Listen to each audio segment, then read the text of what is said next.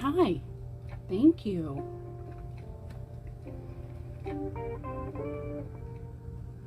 How are you?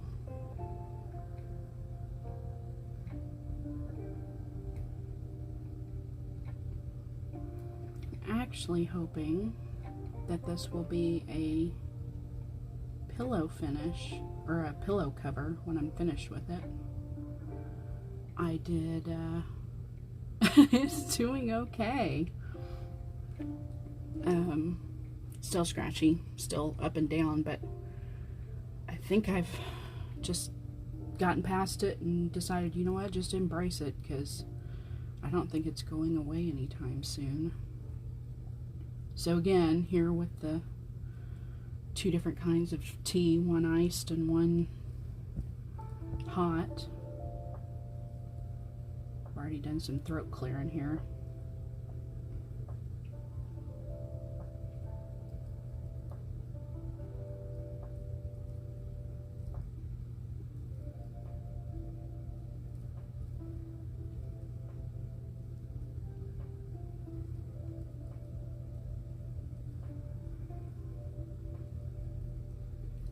Well, I saw you made it home safe, and I guess all went well in Chicago. Well, I was going to say, do you do anything? I know as many times as Kaylee has talked about learning to knit, and I kind of warn her, I guess, more than anything, that look, you know, as we go all in on crafts, you know, it's kind of one of those things where you go in all in on cross stitch and you buy all the things, and now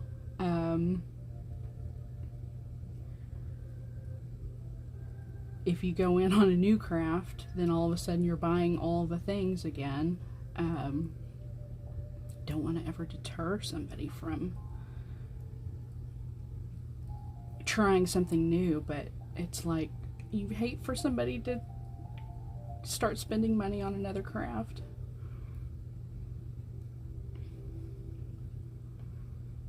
Right, right. See, and I'm the same way. And actually, the choice to do this today was because one of the companies that I buy a lot of cross stitch, I'm like, or was, a subscriber to their floss and fabric clubs, and just bought a couple of boxes that now I'm not real happy about, but most of my conversions are in their floss, and I went online to look at an order that I'd placed, only to realize that they are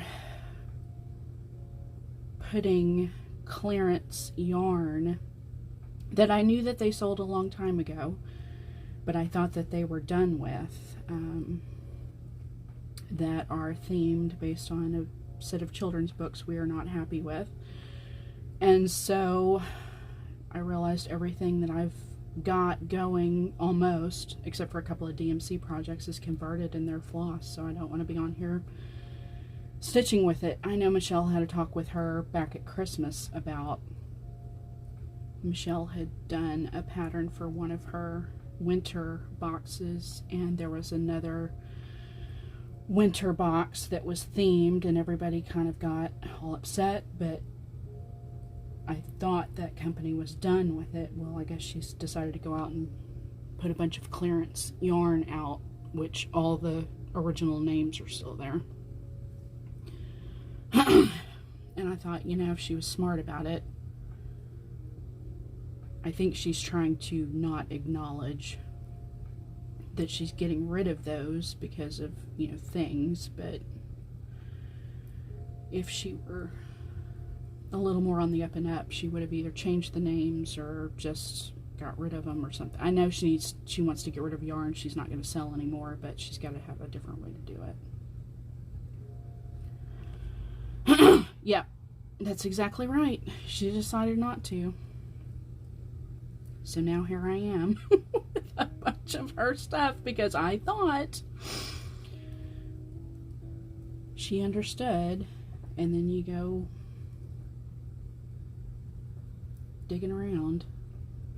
It's funny how, you know, we get on here and we have conversations with people that we follow, and we learn things about companies that we didn't know, you know, just to raise awareness. But it's companies that you did know and you thought they changed their ways, and then something like that happens, and it just, I don't know, it actually upset me more than just not knowing, you know, for the first time that somebody sold, you know, products. It's the fact that somebody's gone back to try to get rid of some old stuff, and it really does. So anyways, so I will probably finish the stitching that I'm doing. I mean, it kind of kills me, honestly. Some things I just started with some of her stuff, so I'm trying to decide, because it's early enough on that I might be able to go back to the DMC conversions or find alternatives, and hopefully the colors don't stand out too much. But there are some things that and kits, honestly, frankly, that were sold by her company that I really like those kits, and I'll probably finish them, and then that'll be that.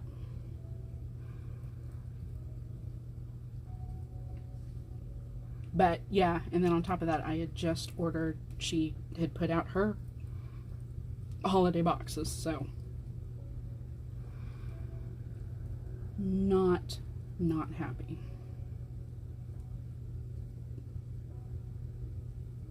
And I think everybody has their level of what steps they're willing to take. And in her case, I should have known better, because when she first took all of her stuff down, like I said, she had a holiday box that was themed that way, and someone pointed out even then that she still had like leftovers from the box put up in her shop, but like she was, you know, her I don't want to say excuse, but her reasoning was at the time that she didn't,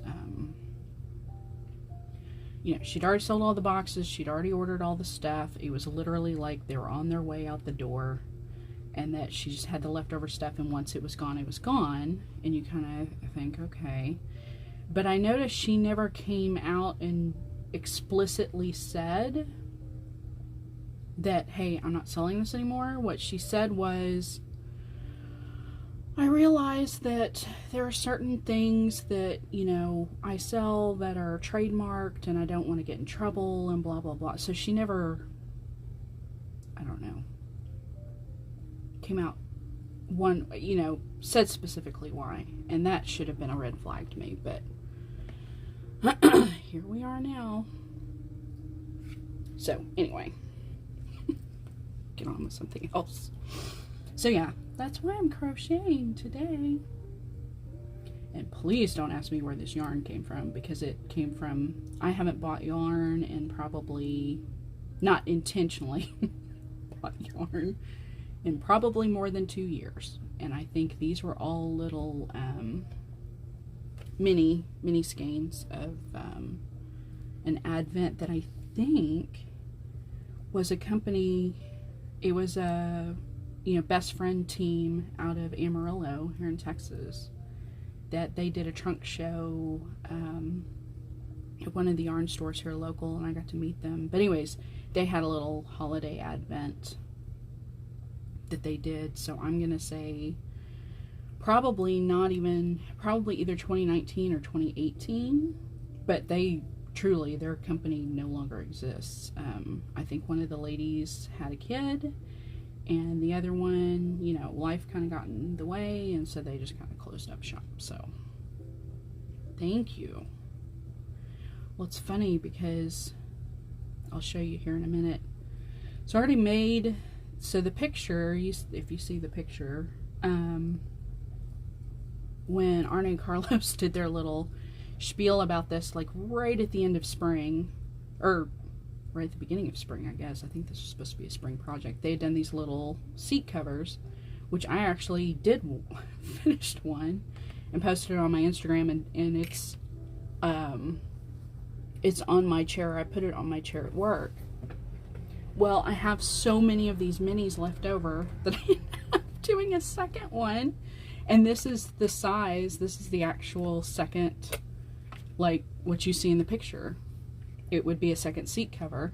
But I decided, I've still got so many minis left, that I think I kind of measured. I've got pillow forms, so I think I'm going to try to wrap this one. I mean, it's, you know, basically the pillow form's like this size, but sew enough to where I have this would enclose a pillow. So that's my plan. So I have a certain number that I think I need to make in order to do that. So that's what I'm going to try and do now and see if it works. It should, I think the pillow form is, I think it's a 16-inch. So we shall see. And I'm not trying to match, but I'm trying to not make it too clashy. Trying not to make it like really just that. Even though I will say the other one, the one that I took to work, I was just making flowers and just seeing how many I could make to make a full thing. And you see theirs are all different colors, and it worked out really well. The one common denominator though is this pink, which is not a mini, it's a full, like a full actual skein. So that was the one color that I was like, okay, I need these kind of to all look good with that pink.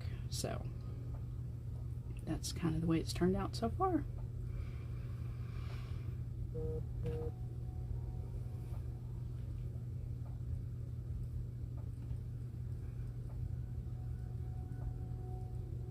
So I'm really kind of, and this is one of those, fortunately, some knitting projects are like this too, but not always for me. But this one, once you've done so many flowers, you kind of have the flowers memorized, which is kind of good. The only thing I had to really look at the pattern for the second one was the edging, putting them all together. But then even that was like, oh yeah, now I remember. And then you just kind of get going and keep going, and but you just do so many. So it's funny you ask about time, because I know sections, like the petals, this last, outward edge, I think takes me about 20 minutes to do one. So obviously the center is one color, and that's what I would do is, actually I have a bunch of little centers left over that I didn't use. So I do the center, and then I do the second, the second part, the kind of the middle bright color, and then I would do the petals. I really didn't pay, these don't take very long. I mean, these might take, 3, 4, 5 minutes to do one of these. I have to think the middle probably takes 10 to 15 minutes, but I know the petals, if I'm just going and blowing, I think take me 20 minutes or so. So what is that? Let's say 5, 15, 35, 40 minutes maybe, if you did from beginning to end.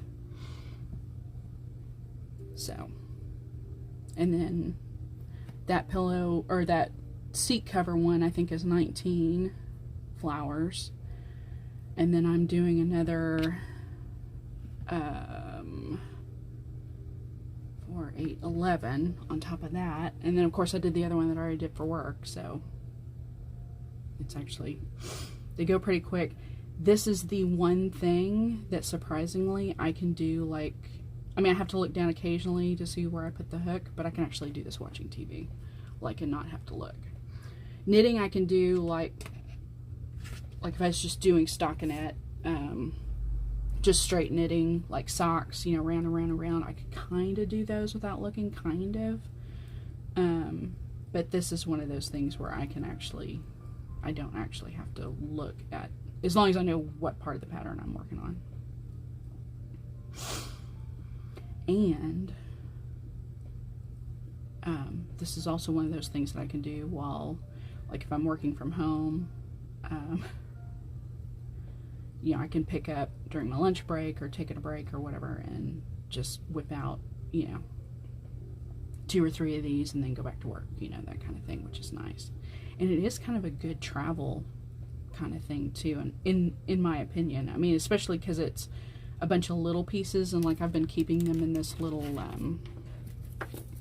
mesh bag just so I don't lose all my little parts. But once you start putting it together, of course, it kind of gets bigger and a little more cumbersome to carry around. So, but this does also make a good task for Twitch, because you kind of go, not necessarily into autopilot, but you do kind of get to where you're so used to the routine of each layer, each section, that you kind of, as long as you don't miscount or you don't forget where, I mean, it happens with everything, you kind of aren't paying attention to what you're doing. Do you? That is kind of interesting. I was going to say, it's very relaxing to do, for sure. But yeah, I can imagine watching somebody do it too, because it's just kind of, and knitting's kind of the same way for me too, just, just watching somebody knit. And if I remember correctly, Arna and Carlos, I don't know if you're familiar with who they are, but during these last couple of years, they've been stuck at home like everybody else, and they kind of had to redo their YouTube channel. Well, Carlos got COVID, and so Arna was alone part of the time. And so he would do these sit and stitch kind of things, but like ASMR. And there was something actually about, he'd have the fire going and just hearing the needles, his knitting needles click with the fire pops, that was very, very, very soothing. And it was really kind of something that I didn't realize could be very just relaxing, to sit there and just watch somebody somebody knit. And then of course you're knitting or doing whatever you're doing also, so it's just really nice.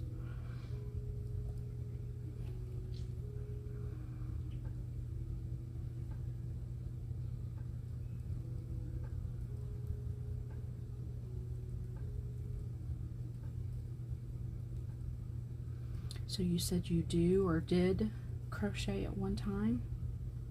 Was it something you picked up on your own, or was it something that you learned? Like I learned just about every craft I do from either my mother or my grandmother. Either my mother or my dad's grandmother. With the one exception of knitting. I actually taught myself to knit. It's been a while now. Probably close to 10 years, but everything else I've learned because somebody in my house or somebody in my life has done it as well.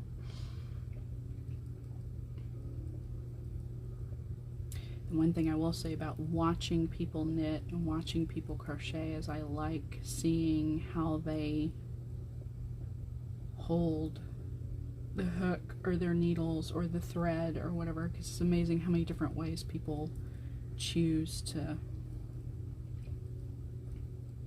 do that.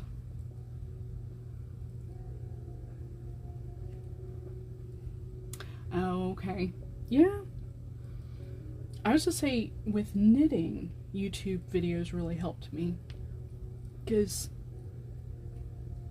when I learned to knit, you know, I'm just learning to knit and to purl, but then you start buying or downloading patterns of, or you know, buying a magazine or something that has a pattern in it that you want to try, and you realize there are all these, they're not really, like, I tell my sister, because my sister wants to learn to knit, with knitting you really only need to know how to knit and to purl and cast on and bind off, but you don't, everything else is just a stitch related to that. It's not like it's some complicated thing, and crochet is that way too to a certain degree, but I still needed to watch videos to, because reading it and then seeing somebody do it, to me it's very, I'm obviously a very visual learner.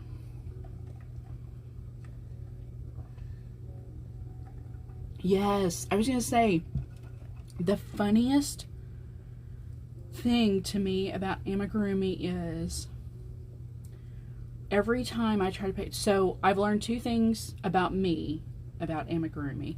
One is obviously amigurumi crochet is easier for me to do than amigurumi knitting. And I don't think it's, I think it's just because I've crocheted for so much longer, it makes more sense to me, or it's something I don't have to try as hard to get over a hurdle. Plus, amigurumi knitting, like, to me, those tiny, tiny needles, I mean, doing sock knitting is, like, tedious to me sometimes, so, but crochet, I mean, I've got some tiny, tiny crochet hooks around here that, but, the most interesting thing about amigurumi to me is every time I've tried to do like a little bumblebee or a little heart or something, I get hung up, like I forget, like miscount my rows or whatever, and it would always frustrate me, so I'd put it down. I think I bought like a book that had like little kitty cats that were amigurumi, and I kept losing my place on my rows, and it was driving me absolutely bonkers. And then when I did Dean Kari's 3 little hexes, and I made my wreath, and I did my own little amigurumi hex ghost, that just it was the easiest thing in the world to do, and I couldn't believe it. I was just like, okay, this is what I'm missing. I just needed to do something without worrying about stitch count and rows and whatever. I was just trying to make, you know, basically kind of like molding something out of clay. I was just trying to do a free form little ghosty. And once I figured that out, and once I did that one, I'm like, okay, I've got it now. So now I just need to go back and find probably a bigger pattern, like something. I've done like some heart pillows and stuff, but like big pillows, like, you know, pillow you could actually like squeeze, hold on to, hug, use, you know, rest your head on. So I just need to work my way down to smaller and smaller stitches. But yeah, that ghost, doing that ghost just completely changed things for me. Yeah, I completely agree with the crochet more than knitting. And I will say the one exception, sort of, even though it's not quite the same thing, but when I did the Arna and Carlos Christmas, the little Advent holiday ornaments, because they're just like a, truly, they're like a, you know, you start with a small and then just increase so far and then decrease back. It's almost like doing a sock, but from like toe to toe or toe to heel or whatever. So that wasn't nearly as complicated. You know, you don't have parts, you don't have legs and tails and ears and that kind of thing. So I was gonna say, granny squares to me, swatches are fun too, but granny squares to me are always, so that's kind of why I think I like these, is because these really kind of are like granny squares in construction, in that you start with a center and you work your way out. They're just not square, they're flowers, but I always love doing granny squares. And I've got somewhere in this mess of a room gosh, and I'm going to say this was 20 years ago or longer, but it was a little bag that basically you crocheted all your granny squares, then you crocheted them all together into a, you know, like a rectangle type shape, and then the, you know, and you did your bottom, you know, and then the top, you like did just a layer, you know, 2 or 3 rounds of the frilly top, but then you, if I remember correctly, they taught you how to, or showed you how to do a long braided strand, and then you made like a drawstring out of it, and it turned out really cute. And I ended up getting some really cute matching fabric and actually sewing a fabric liner in it, because I knew it was a crochet bag that things would like fall through the holes. So I thought, well, at least let me line it with something so it would, you know, so you could actually use it. It would actually be functional. Well, you'll have to tell me if you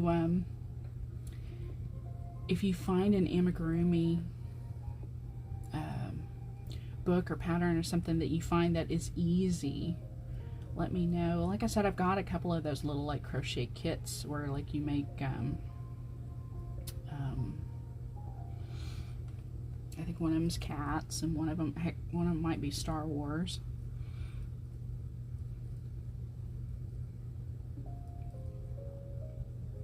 But I think I just need to find a pattern that that I can complete, and with me it really is about getting over the hurdle of, you know, trying something and then not succeeding at it, so you kind of just put it down, put it aside. You get frustrated with it because you know you're missing something, you're something is not clicking. But then once you've made something to completion, like my little ghosty, it's like all of a sudden it all clicks, and it's like, okay. But I think with me, the paper pattern part of it may be kind of part of the hurdle. Like, you know, knowing you have to do so many rows and so many stitches, and whereas the ghost was just a free form little thing, and I wasn't following a pattern, I was just trying to create a shape. And once my shape came out the way I wanted it, it was, like I said, it was a success to me, in that, you know, I was able to figure it out.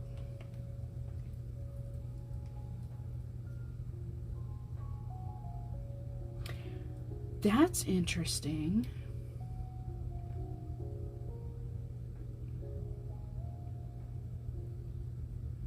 And so that's always been the thing with me about knitting and crochet, that I have heard people who say, you know, like they learned from a relative or a friend or somebody, that they learn based off of the handedness of that person. In other words, if somebody's, regardless of whether or not they're left or right-handed, if the person who taught them was right-handed or left-handed, that's just kind of how they learn to do it. Again, probably a visual learning thing, but to me that's interesting that Alonka's trying to learn with the other hand, especially if she originally learned with the other, or taught herself, or however she, you know. That's really interesting to me.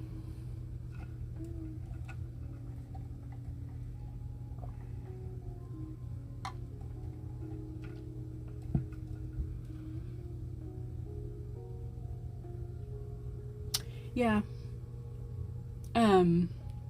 You know, the other part of that too is, and I think there are actually a couple of people on YouTube that do this now, but I think so many of us, even those who, you know, who were left-handed and taught to be right-handed just because, you know, for writing purposes and everything else, because it was the easier thing to teach them to do. There are so many people that if you go out on YouTube are probably right-handed anyway, or right-handed in knitting or crocheting, that I think there is kind of a niche section of YouTube for left-handed people. So like if something doesn't make sense because visually it looks opposite of what you are trying to do, I think having somebody else who might be the same, you know, left-handed or whatever, showing you, okay, this is what you have to do different. Because the one thing I've always wanted to learn to do, and this is just because I think it would be fascinating to see if this is like really possible, is I've always wanted to learn how to left-handed knit, basically knit the other direction, because I'm kind of curious if that means if I was working something flat, could I, instead of having to purl the row back, I could just left-hand knit the row back and I would get the same results, because I think the motions would be the same. So that's something I've tried it a couple of times, but it is difficult. It's like, it really is. It's like you're trying to teach your brain to do the exact opposite, or, you know, the opposite of what it's comfortable doing.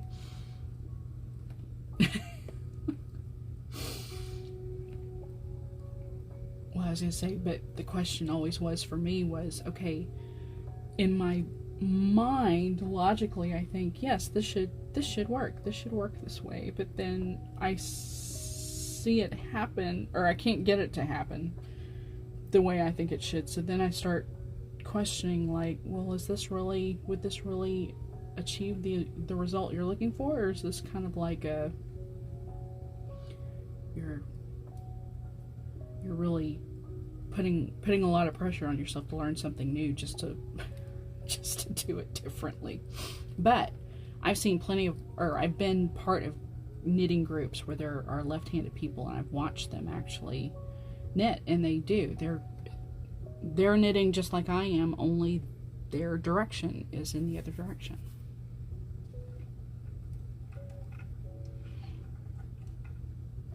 See, and I think that that's valuable, because to me, playing an instrument, especially that you can play like a guitar or a bass, that you can flip over and play either direction, can be very valuable in not only in stage presence, you know, where you are on a stage, but also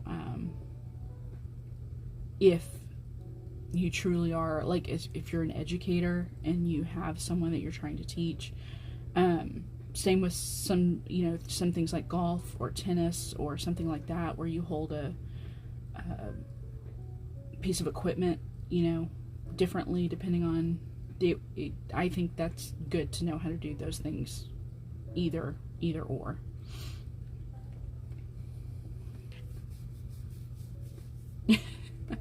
Well, and sometimes the mechanics, once you get the mechanics down, then the rest of it kind of works itself out. I think it also kind of depends on, in some ways, how much you want a thing. Like if you're truly just mechanically just trying to figure out can I do this, versus going, I want to do this, or I need to do this, or this is something that's going to affect or change, the direction of my ability, then for sure. See, yeah, I was gonna say, so I think I only did T-ball, but yeah, T-ball, golf clubs, tennis rackets. I'm pretty much only right-handed.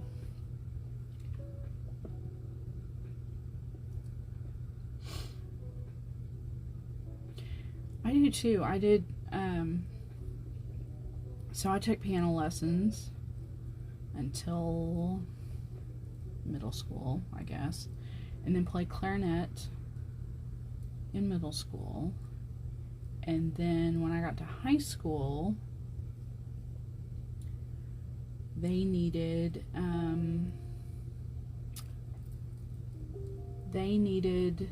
pit percussionists to play marimba and all the stuff down on the sidelines, and of course none of the percussionists wanted to do anything so lame, so there were several of us that volunteered, because I knew piano, so I just had to learn how to play marimba.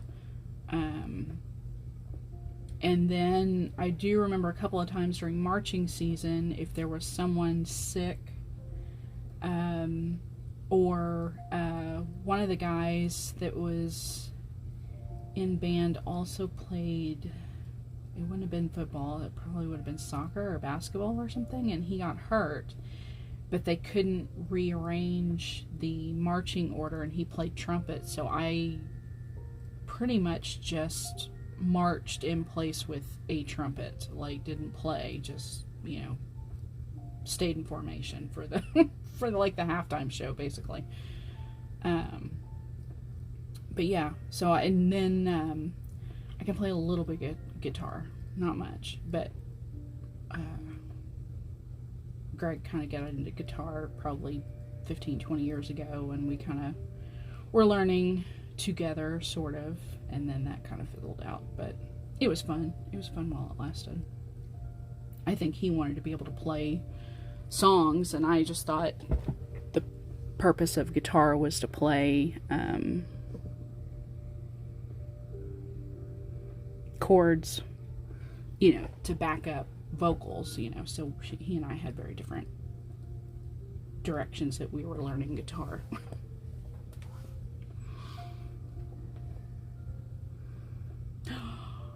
Oh, my sister would be jealous. For some reason, she is convinced that ukulele is the thing she wants to learn how to play. And as a matter of fact, crack me up, that reminds me of, and I don't remember how long ago it was now. Kaylee probably wouldn't remember, but there's a girl my husband and I watch on YouTube that she's big into fountain pens, and so that's why he watches her. But she has a ukulele, which was funny because this is how little I really learned or paid attention in, my musical education, but it didn't occur to me that the number of strings on the instrument really is what determined whether or not it was ukulele. But it was large. It was very, very big. And we were watching, and someone was like, that's really a ukulele, and Kaylee was the only one I knew. knew anything about it. So we were in the middle of it, and I snapped a picture and sent it to her, I think through Instagram, and said, "Is this really a ukulele?" And she goes, "Yep." I was like, dang, I had no idea.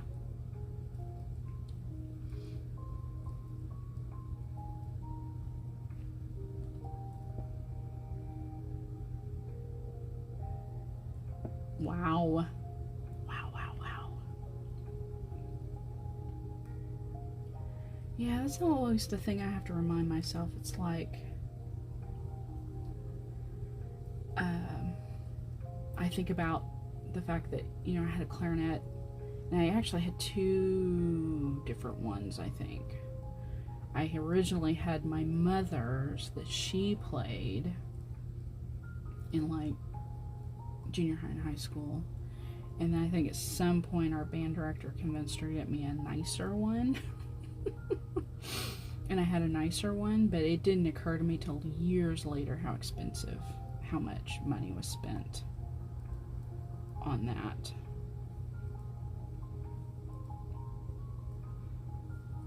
They just are not.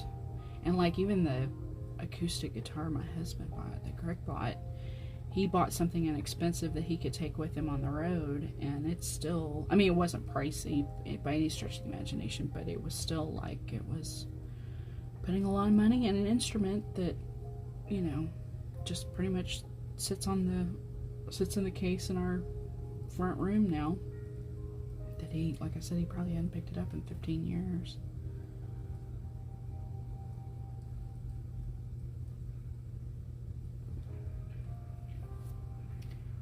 That's crazy. See, it's amazing how that's just wild to me that that's all it took.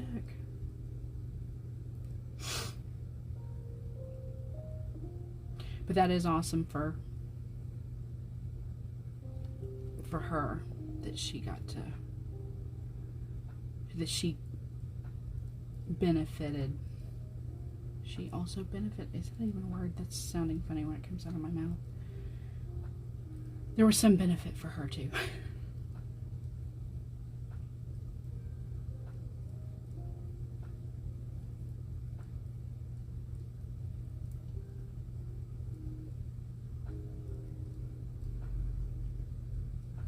Yeah, my sister, the ukulele is the one instrument that she thinks she would just really like to learn to play.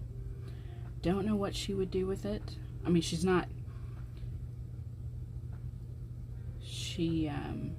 obviously, knowing her well enough, it's not about she wants to have a professional career in it, but I think she thinks it's kind of one of those, quirky, unique, makes you an interesting person if you know how to play ukulele. And I told her she should. Okay, now you're gonna hear the siren come down the street. There it goes. I don't know where they're headed. That sounded like the fire truck.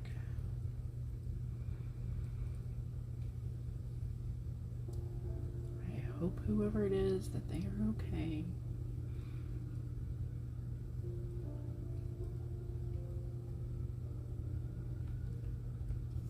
Oh, well, that was nice of her.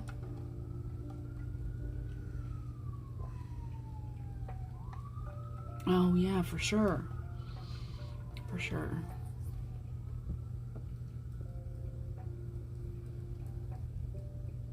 That is definitely a good thing if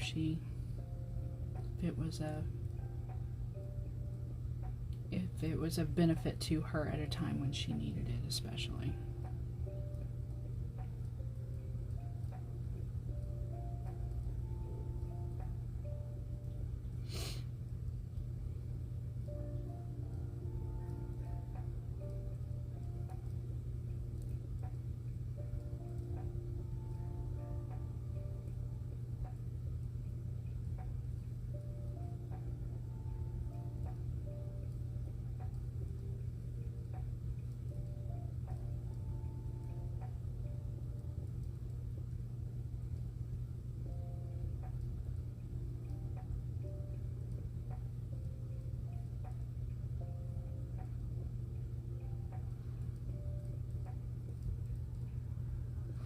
That would be fun.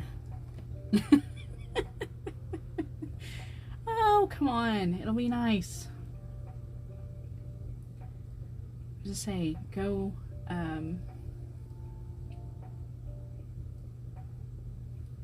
yeah, go sit down with it and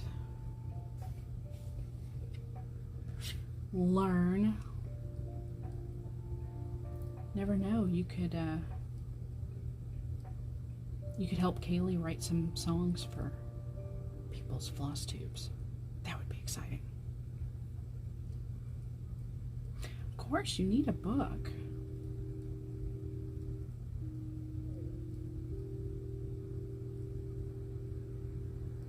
You have to learn everything there is on this subject.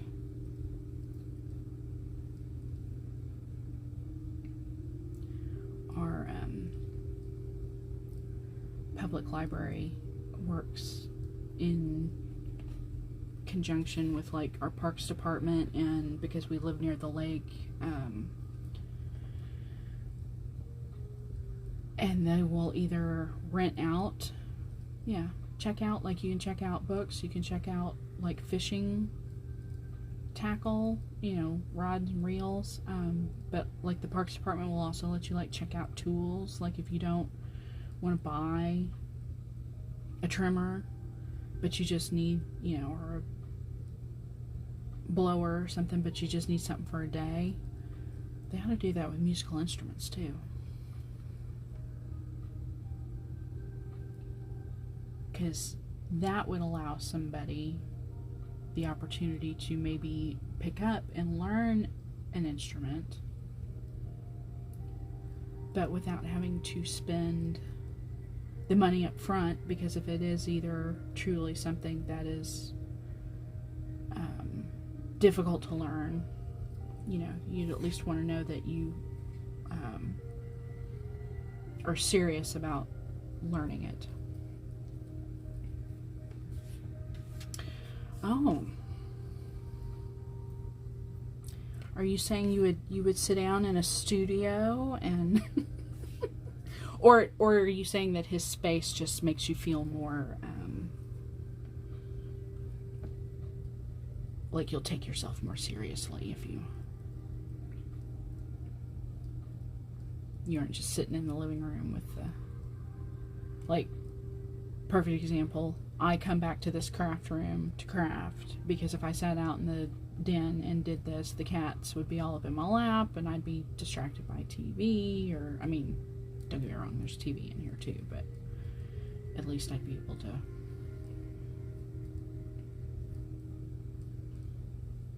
focus back here.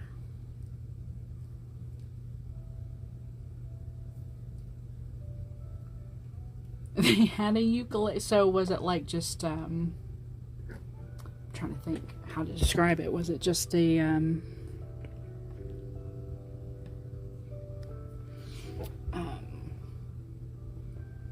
like some people have like guitars on the wall, so they had like a ukulele or a stand or something?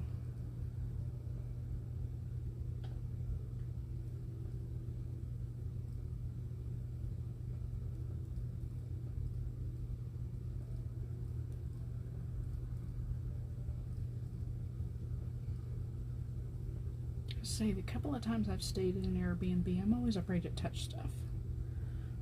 I'm always afraid to sit on the furniture. I'm always afraid to do anything.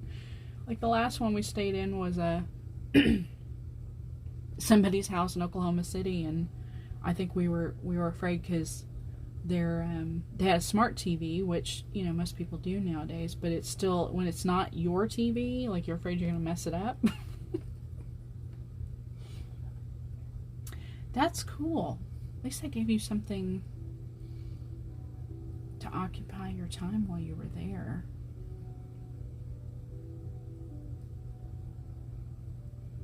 And maybe it gave you a little taste of wanting to play it more than just for those few weeks.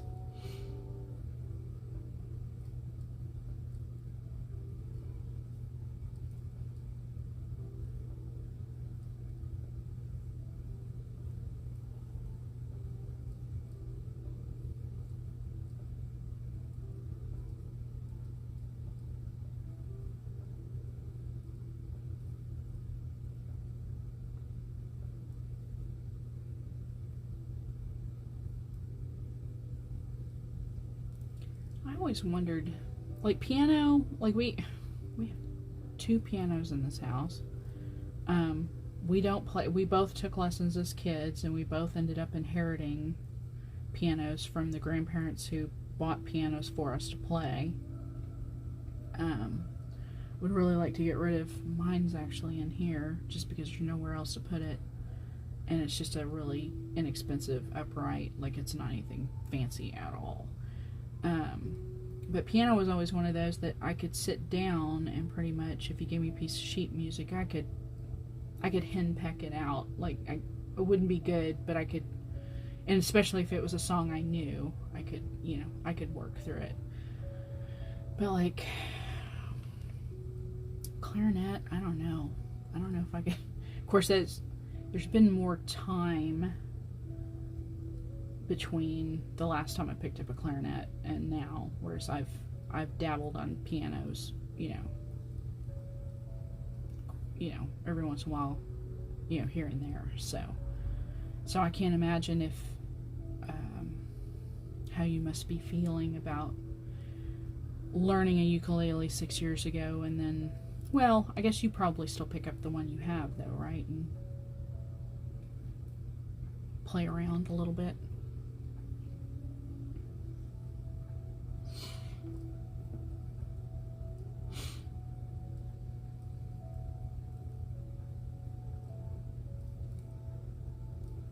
That was the thing about when we were learning guitar, and like I said, he was wanting to learn how to play a song on a guitar, and I was trying to learn, because in my mind, while you played guitar, you played chords to back up, you know, a song, vocals or whatever.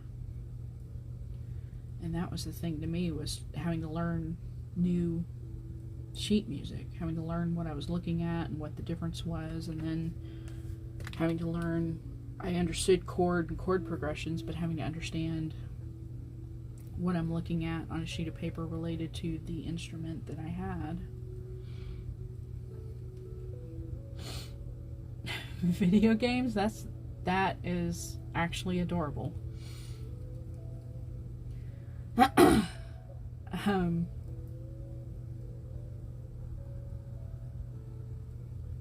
Which begs the question, does that mean that there is sheet music out there for video games?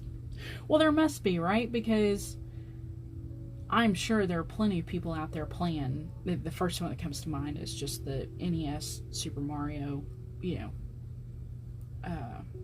the startup music when you first started, you know,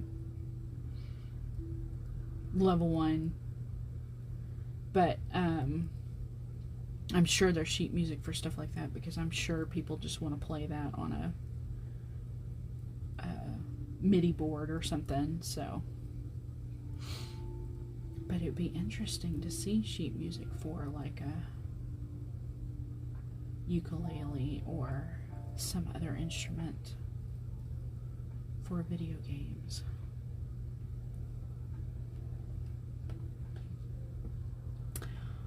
Okay, so that's awesome, because now that's like rock and roll ukulele, which is freaking great. I was gonna say, we bought, okay, so I'm gonna get the name wrong, but we bought we have a PlayStation 3, 4, and we bought the, I don't know what it's called, but the game, it's an actual electric guitar that you hook up to it and you play. It's not, you know, it's not hitting colored buttons on a what looks like a fretboard. It's an actual guitar.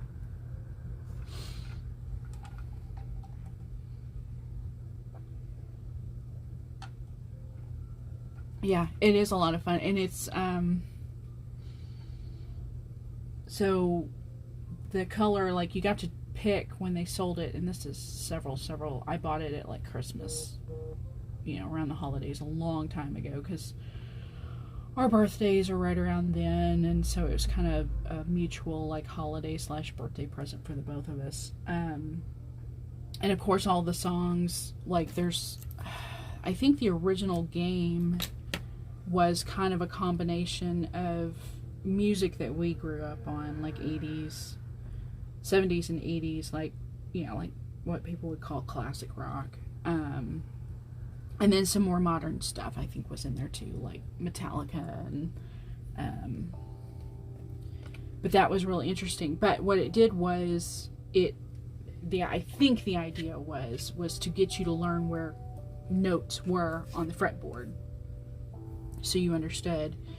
And it's fine. It's just it's a little oversimplified as far as, you know, because you're essentially playing a game, but you're playing a guitar. You're not, you know, like I said, it's not a piece of plastic that's meant to look like a guitar neck. It's a guitar, but it's the same thing. It's hooked up. It's got an electric amp style hookup, so then you plug it into the game console. And I always wondered, or I was always curious as to actually take it to a store somewhere and actually see, is it truly like, it's not a it would still hook up to an amp, like it's not just an outlet or a port that's meant to hook up to that game console. I'm trying to think what the I want to say it's a Les Paul. I could be wrong about that. But yeah, so technically we have an acoustic and we have an electric guitar. Just like I said, I'm not entirely sure of the functionality of the electric guitar outside of the game.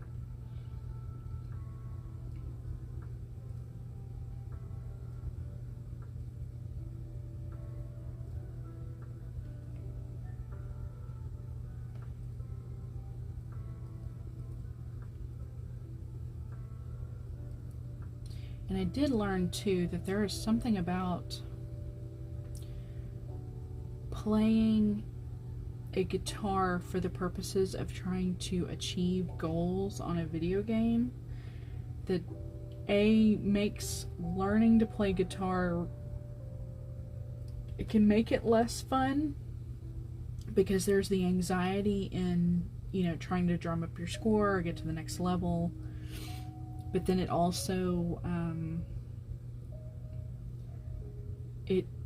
I think the idea is it's teaching you guitar by rote, you know, doing the same things over and over again. You know, it's like playing a song, you're playing a song, or playing the chords to a song, but you're doing it for the purposes, again, of trying to get a better score, to get to the next level. You're not... There's some kind of disconnect there about actually learning to play chords for an actual, you know, song. But then the other part of it was like, you know, they hook you in with the initial like game and the guitar and whatever, but then if you want to play the really good songs, you'll go out and buy the, you know, expansion packs or whatever for the game. Exactly. Well, and I will say this, if the anticipated primary goal is to put an instrument in someone's hands that might never have otherwise picked it up to learn to play, and the idea of bridging that gap with a video game in order to get their interest, I'm all for it. The only thing I don't know is at what point does the person either recognize, okay, that's all there is to this, and do I want to learn more, or that's all there is to this and I'm okay with it. You know, I'm okay with just playing a guitar to play a game. Because I still think there's a next level to that probably some people may or may not have interest in, beyond just playing the game.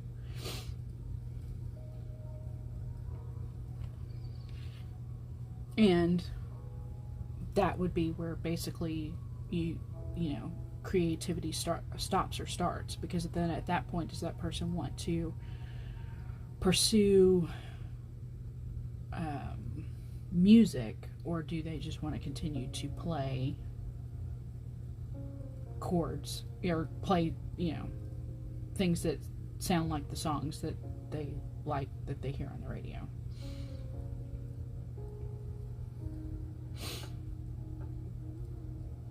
And for me, there was always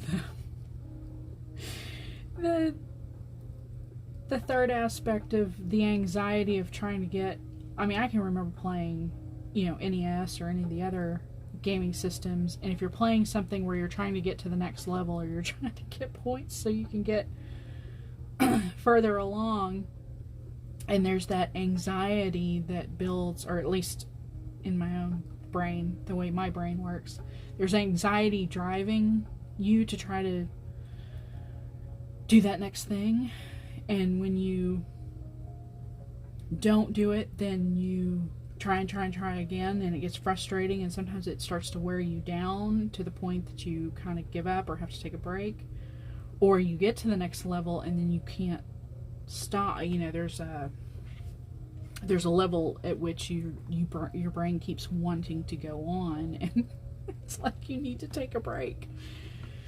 So adding that element to playing an instrument seemed like, okay, this can be like, learning should be fun, but this is actually kind of anxiety inducing. So maybe this isn't the best way to learn an instrument for a person, you know, for my brain. So there was that too.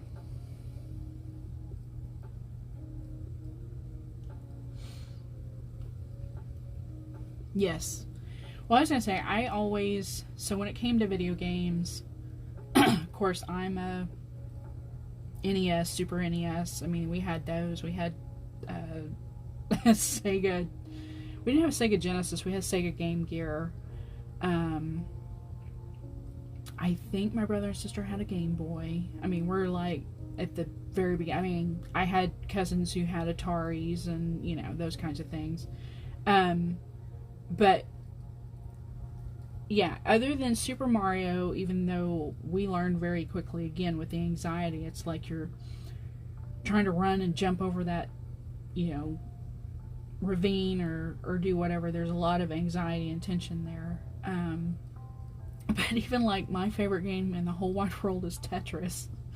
And even Tetris gave me anxiety because they did that goofy music where, like, you know, you were either your stacks were too high or the speed was speeding up, you know, the level was speeding up, and so they sped up the music, and it just, you know, it drive you to just, like, you know, like make you just so anxious and just nervous, and like, you have to do this, you have to do this. It's like, now I like simulation building, city building games and stuff like that.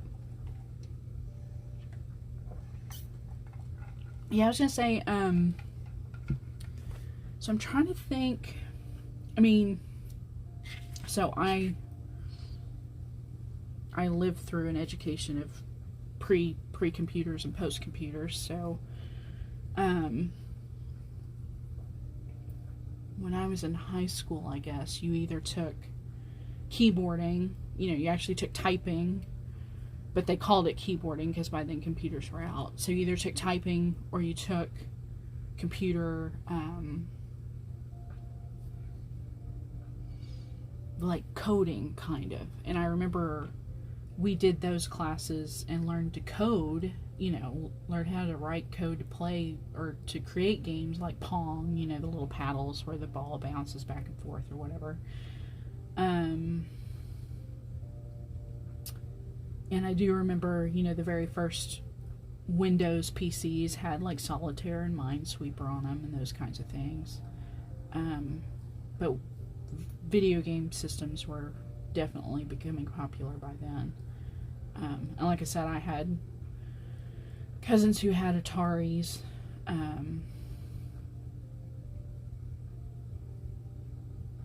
And of course, being the younger cousins, you weren't allowed to touch. You weren't allowed to touch their gaming systems. But I think most of the computer games I played for like a really long time were always either like educational, learning like typing or something like that, until I don't think the company exists anymore. I think they were bought by maybe Sega or somebody like that, but I got big into the civilization games, city building games, and I've still got them actually, and they were on CD-ROM.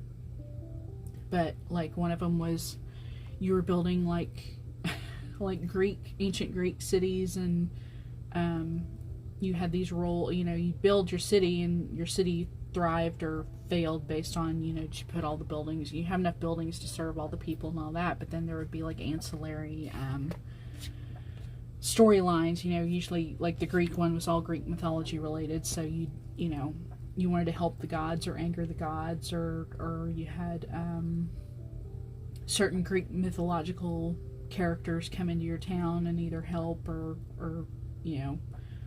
you had to fight them off or whatever. And then I had one that was an ancient Egyptian one, same thing, and you build the city and you learn how to trade and you grew all the crops, and it seemed like there was a third one I had too like that. And then those kind of all disappeared for gaming console, for online games essentially.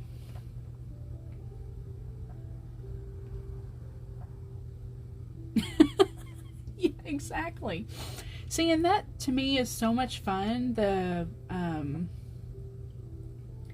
older gaming systems, like so that's another thing. I think we have 2 Super Nintendos in this house. One belonged to my husband when he was in college, and then one was the one that I think my brother and sister and I grew up having.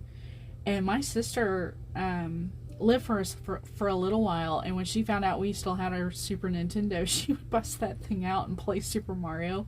And there is something very comforting because of the nostalgia behind playing games that you played when you were a kid, and the feel, remembering all of the button combinations and the feel of the controller in your hand and all that kind of stuff. So yeah, I can imagine having an old Game Boy, or even a newer one, or the new, what are the new Nintendo ones called? I don't even know. I mean, I do know, because everybody's playing, like, Animal Crossing on them, but I can't think of what they're called at the moment. But there is something very joyous about playing an old gaming system. Yes, Switch. I was going to say Twitch, but I knew that wasn't right because I knew that's what we're on right now. Switch, yes. And I don't think that's ever something that I would seek out, a gaming system. I mean, we have so many gaming systems, it's ridiculous. I think we finally stopped. The last one we bought was a PlayStation 4 and an Xbox One. I can't remember which one came first, 360, Xbox 360 or Xbox One. I think Xbox One came first, and that's the one we've got. But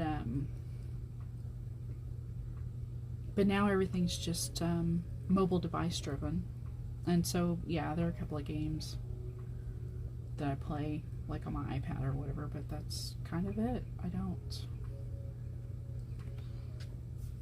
The old gaming console thing kind of has gone by the wayside. Like, I actually do have kind of a Tetris-y version type game on my phone that, like, if I'm stuck in a doctor's office or, waiting for an oil change or something, I'll pull it out just to have something to do to pass the time. But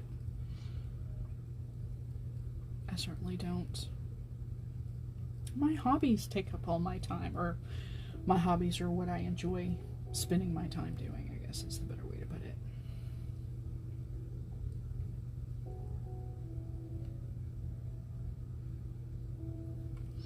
Oh, yeah, that's another one. So I'd have to go back and look, but about the time we came out, I think it's our PlayStation came out with something similar, But what it did was it had, you know, the little optical little bit that you plugged in, and I bought a couple of, one of them was like an Olympic, but yeah, kind of Olympic style, like, sporting, you know, like it was like archery and those kinds of things. And then there was like I think the other one I got was Zumba, workout deal, but basically it kind of watched, you know, you, and then, but I don't think the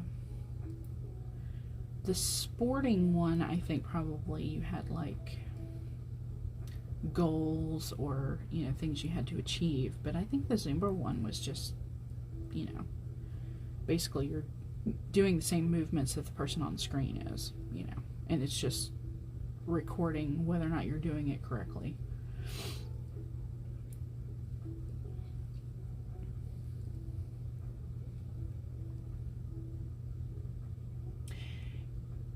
Yeah, so what are the ones where I would say everybody plays RPGs, but I don't, and this is going to show you how little I know about the subject. Craig plays Halo, and I think that's considered an RPG, and I think he played Assassin's Creed, which I think was also an RPG. But so I have very little knowledge of those kinds of games as far as what's out there, I mean, I hear people talk about Final Fantasy coming back, and I thought, wasn't Final Fantasy like a fighting, like, thing I could equate it to as like Mortal Kombat? I remember playing Mortal Kombat, but maybe not. Maybe Final Fantasy is more of an RPG also. Okay. And Assassin's Creed was kind of interesting. I like the scenery. I mean, I like the graphics, you know, looking at depending on, you know, where back in time the game was supposed to be set, but it never interested me that much. It seemed like there was another game. Like, and part of it too was just I think the complexity of it just was overwhelming to me. Like, you're having to remember where things are, and like every time he died, he had to redo all the steps that he did before to get to the next spot to do the same things over and over again. And every time he died, he had to go back. I mean, it's just like, that was just too much for me. Okay.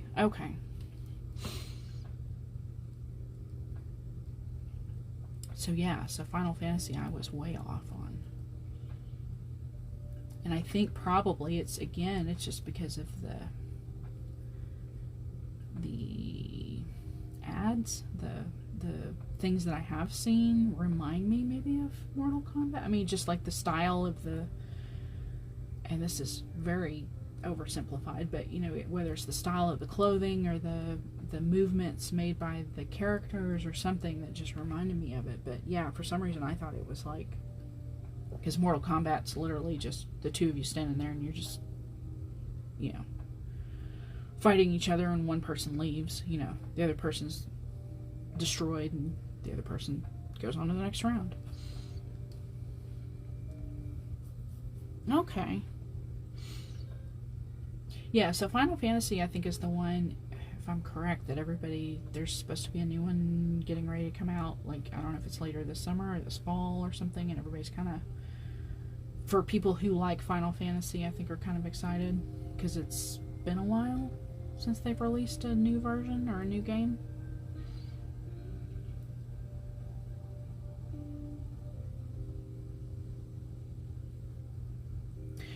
Is Final Fantasy the one that Total Stitch Show is into? Like, a lot of her cross stitches are Final Fantasy. Or am I totally making that up?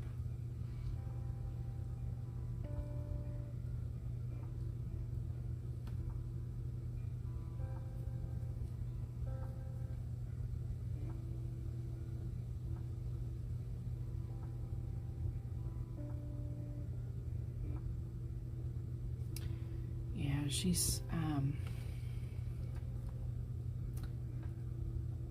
it's hard when, when you only know people by their floss tube name or their Instagram name. I can't think of what her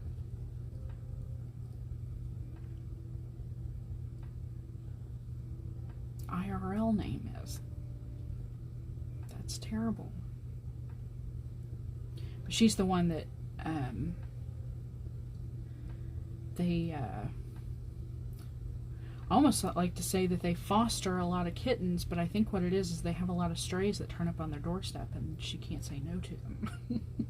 And I've been in that situation too. It was kind of funny, her talking the other day about several of the cats that I guess the mom stayed finally, but they found the kittens first, and she finally got the mom to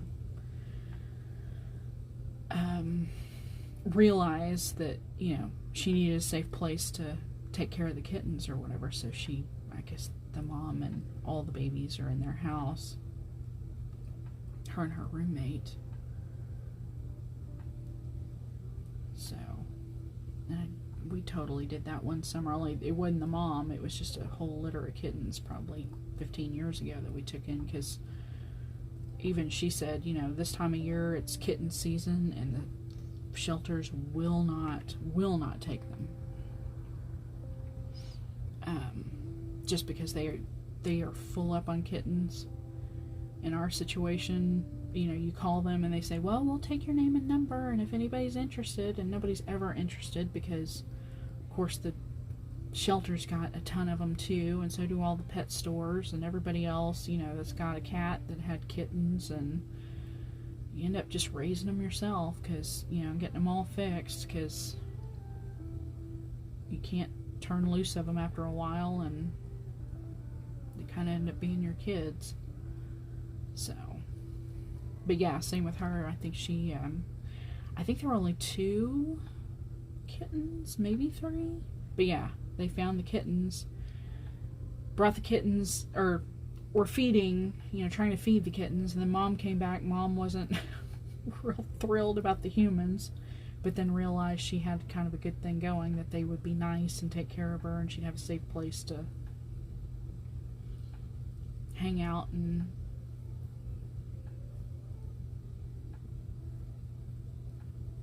chill with the human beings.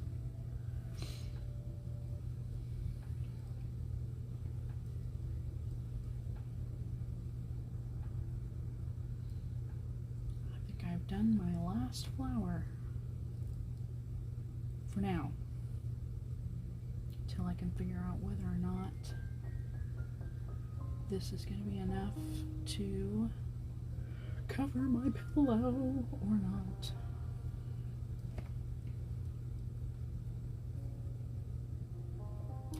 Yeah, and it's so difficult, because so we're even in a situation now which it's so hard, because I'm gonna say this time last year, or maybe last spring, maybe it's been, well, no, they're younger than that, maybe last fall, I could hear a kitten outside, like from our, like the back door that runs from our den to our garage. From there, there's a secondary door that runs from the garage to the backyard, and I could hear a kitten mewing through those 2 doors, so you know it was loud. Went out there to find out there were actually, I think there were only 2 of them. There may have been 3, but we don't think the 3rd one made it. But apparently a mama cat had left, you know, her kittens to kind of fend for themselves, I guess, while she was off during the day, probably trying to eat, you know, trying to find something to eat on her own. And I took just a little tiny can of wet food out there, and I mean, they gobbled it up. And they were obviously bigger. I mean, they weren't like, you know, tiny. But I could never get them to trust me enough to come get close enough to do anything, to you know, catch them or anything like that. And of course, Mom wouldn't have any of that either. So kind of disappeared for a while. So I thought, okay, well, either somebody caught them and they're at the animal shelter, or something might have unfortunately happened to them, or they, you know, found a new home, found their way on in life, you know. Well, come to find out, so at that time, dealing with them, we decided to put a little security camera out back just to kind of figure out what they were doing, where they were. Well, come to find out now, here in the last few weeks, we've seen them again, and they're like, you know, adolescents, or you know, they're almost full grown. So it's like, okay, great. So that means now we got 2 more cats running around, besides the mom, besides their dad, and they're just gonna keep having kittens. I mean, it's gonna be a mess. And so I finally called the animal shelter the other day, because ours is a no-kill, but got the same story that you always get this time of year. It's like, well, you know, if you can round them up and bring them in, we'll fix them, you know, get them fixed for you. And our vet even said the same thing, you know, we'll fix them, but we don't have room for them. So it's like, well, yeah, we want them fixed too, but we also want them not living in our backyard.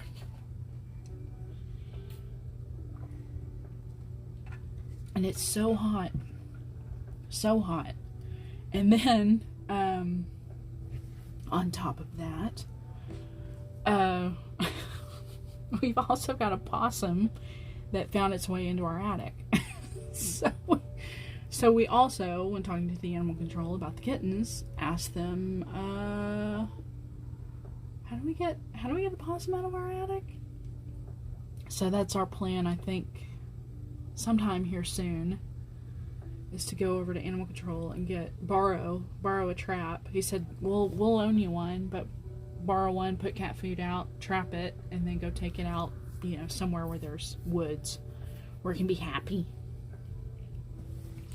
But we did the same thing. We basically put a security camera up and it's motion censored, so it doesn't go off unless, you know, but every time the possum walks by, it goes off. And it's fine. I mean, it totally is fine, but it's like, we've got, like, you know, crazy animal, got some kind of animal, you know, Nat Geo or Discovery Channel going on in our house. We did have, gosh, many moons ago, we did have a family of skunks. We've got a big juniper bush in our backyard. We did have a family of skunks, and that was interesting, because it was basically, you were just trying desperately to not make them mad or antagonize them or anything like that, and just hope for the best.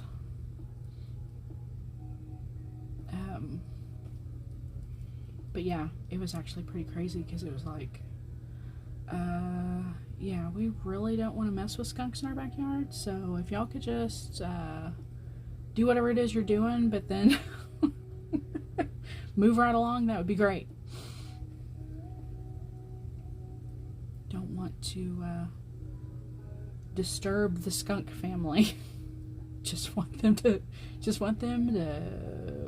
do their happy little thing and move on. And then of course we have, I always giggle because it cracks me up, but we have raccoons that live in our sewer, because every time there's a sewer drainage right by the mailbox, we have those community mailboxes, and basically you'll see like the little hands and eyes and ears kind of peek up out of the sewer grate, out of the sewer hole, and look, and then when they catch you looking at them, they'll kind of disappear again, like take off. It's like, okay, you little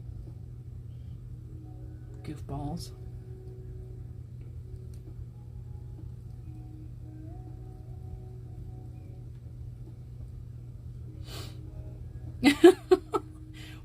was gonna say, I don't mind. I mean, we're in a suburban neighborhood. Don't get me wrong. It's not like we live out in the country anywhere. But it's just so funny because, well, I think part of that too is living as close as we do to a lake. Like, you know, we're always seeing different kinds of birds, you know, flying basically over our neighborhood because we're trying to get from one water source to another. So we just kind of have the typical, I think we just live close enough to the lake that we just have the typical other animals that come along with that. The thing I always, when we have, you know, new people move in the neighborhood and you kind of go introduce yourselves or run into each other, you know, on the street or whatever, the one thing you usually find out from them is whether or not they have small pets like cats or little dogs that they keep outside, because invariably there's always a coyote or something like that that kind of hangs around, and if they know that there are small pets, especially this time of year when it's really hot and food might be scarce, they will snatch them up out of people's yards. And so, like, all of a sudden you'll see like the missing pet posters go up in the neighborhood, and you go, yeah, well, that's what happens, because you end up with, you know, kind of wild animals.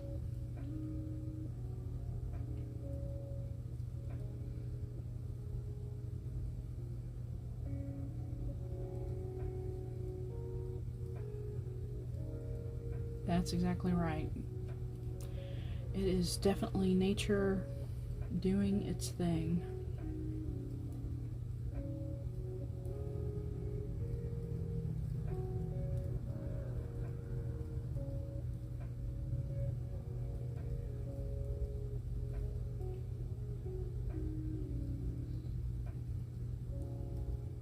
And we've had, gosh, it's probably been a couple of years ago now, but some of the neighboring towns, you'll see stories about coyotes, like out of desperation, like attacking humans that are either jogging in the morning on their street or,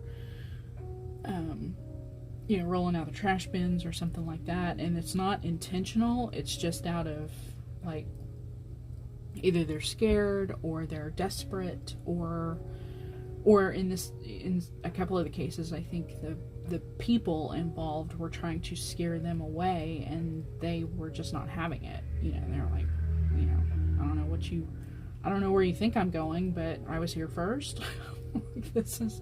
I know you might live in that brick house right there, but the outside, that's my territory. Yeah, I know, it's really crazy.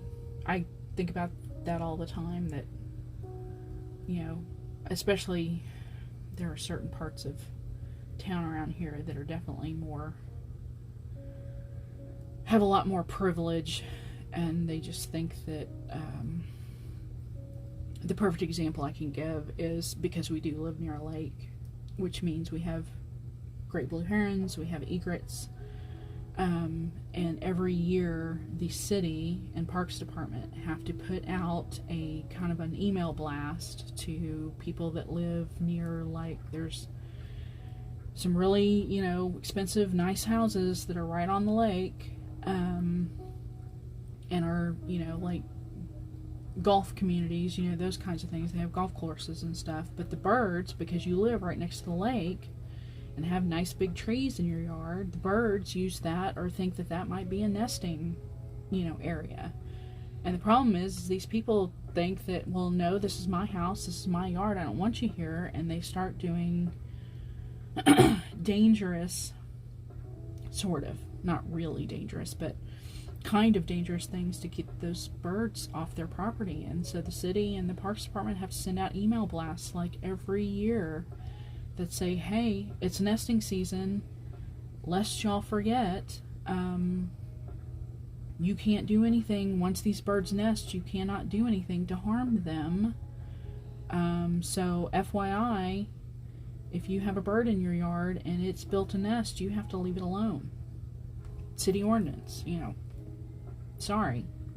So they try to tell these people in advance of that, hoping that they will either do the proactive thing, which a lot of them have now. They'll either put, which I guess these are humane. I mean, they seem more humane than other things. They'll either put motion-censored water cannons in their yard. So if the birds try to roost in their trees, the water cannon will go out and spray them with water. Or the city will come out and put decoys out, like sometimes it's like, you know, plastic or rubber snakes or owls or something to make the birds that want to nest or roost there, make them think that there's a predator. But they have to tell them that, because otherwise these people who have these, yeah, nice big fancy houses, which I don't know, the liberal in me kind of gets a giggle at, but they complain because the birds basically poo all over their property, all over their house and their cars and their mailboxes, and everything is just covered in poo. And it's like, because they've roosted there, and it's like, yeah, they're animals. What did you expect? So it just cracks me up that these people get so upset because they have basically wild animals living on their property, just making a mess of things, and they don't like it. So, yeah. So the last couple of years, they've really tried to amp up the awareness factor of, look, this is, you know, nesting, roosting season's fixing to happen, so if you don't want it happening in your property, you need to call us, or this is what you need to do, but it needs to be humane. So, I think it's great. I think it's awesome.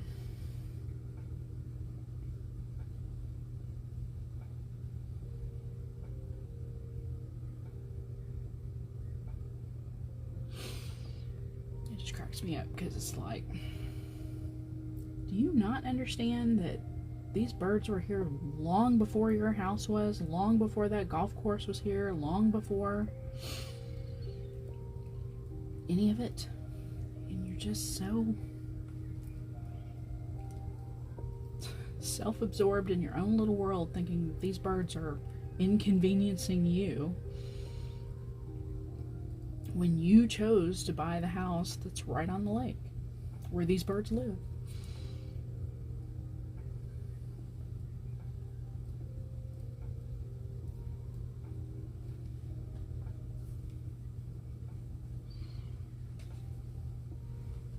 And I always think too, like,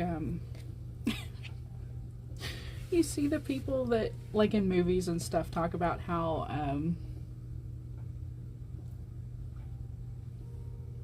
you know, being pooped on is like good luck or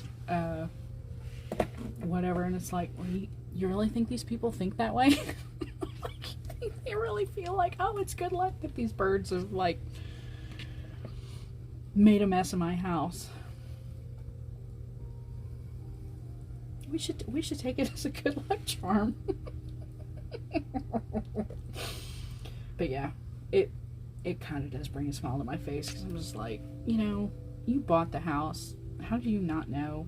You can't pretend like you don't know what's going on.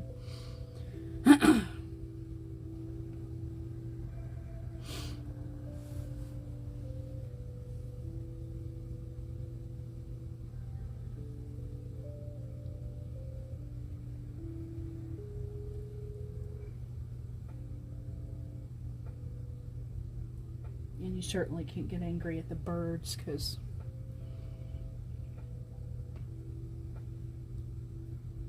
they've decided to make a mess of things.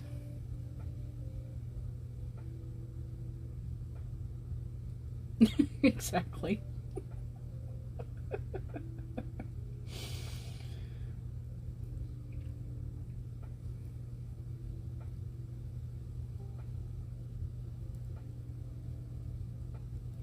I am glad, though, that for the most part, our city is very understands their role, their place, their because we do live right next to a very biodiverse, unique part of this part of the state that, you know, they can't ignore, you know, nature and that kind of thing. And at least they're proactive enough to, if people aren't going to be responsible, at least make them understand what the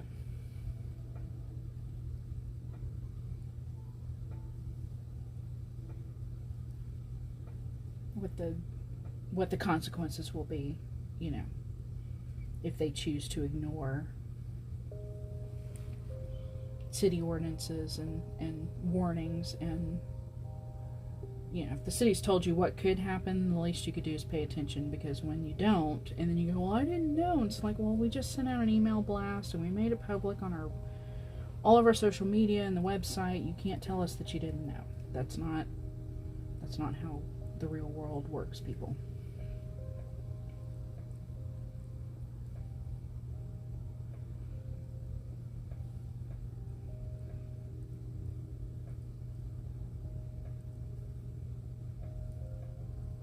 But I'm sure there are parts of the country or parts of the world where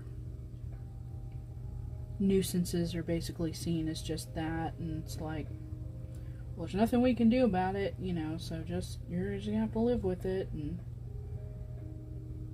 I mean, they've tried to go out of their way here to at least say, look, we've talked to environmentalists, we've talked to biologists, we've talked to people who understand the behavior and the, you know, animal situation, and we feel like we can give you the best interest, or the best information that's of interest to everyone involved, and hopefully you can make an informed decision, and one that won't endanger the birds and yourselves and cause problems.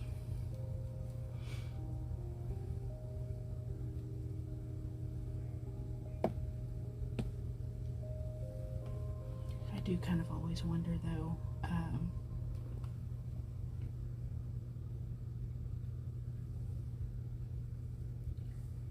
for the people that may or may not know what they're getting into with those birds, you know, buying the houses that they do they, within a couple of years, lean into it, you know, appreciate it, respect it for what it is, or do they get either more contrarian or decide to sell because they just can't deal with the birds?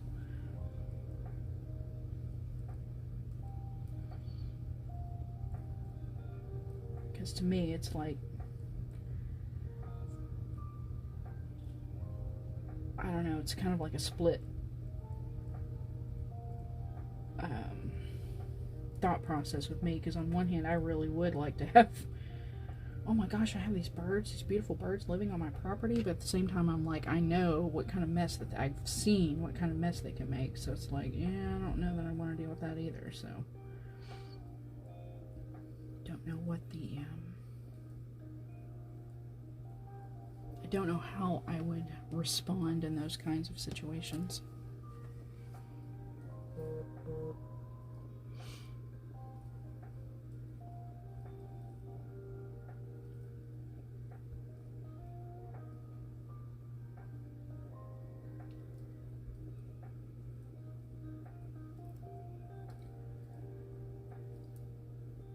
So, connecting.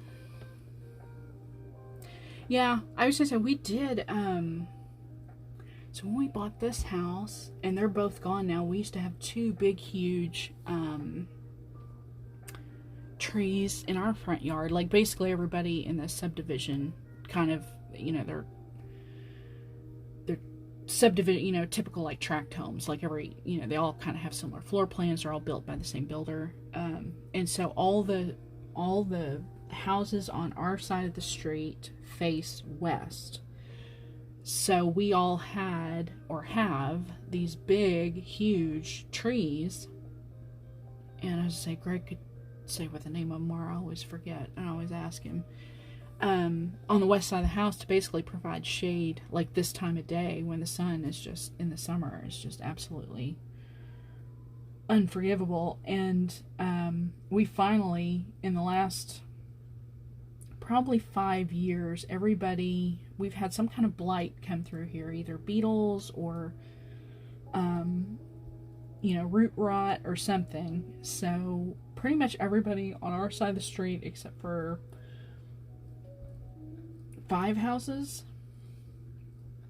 either only have 1 tree or, like in our case, have 0 trees. We finally had the second one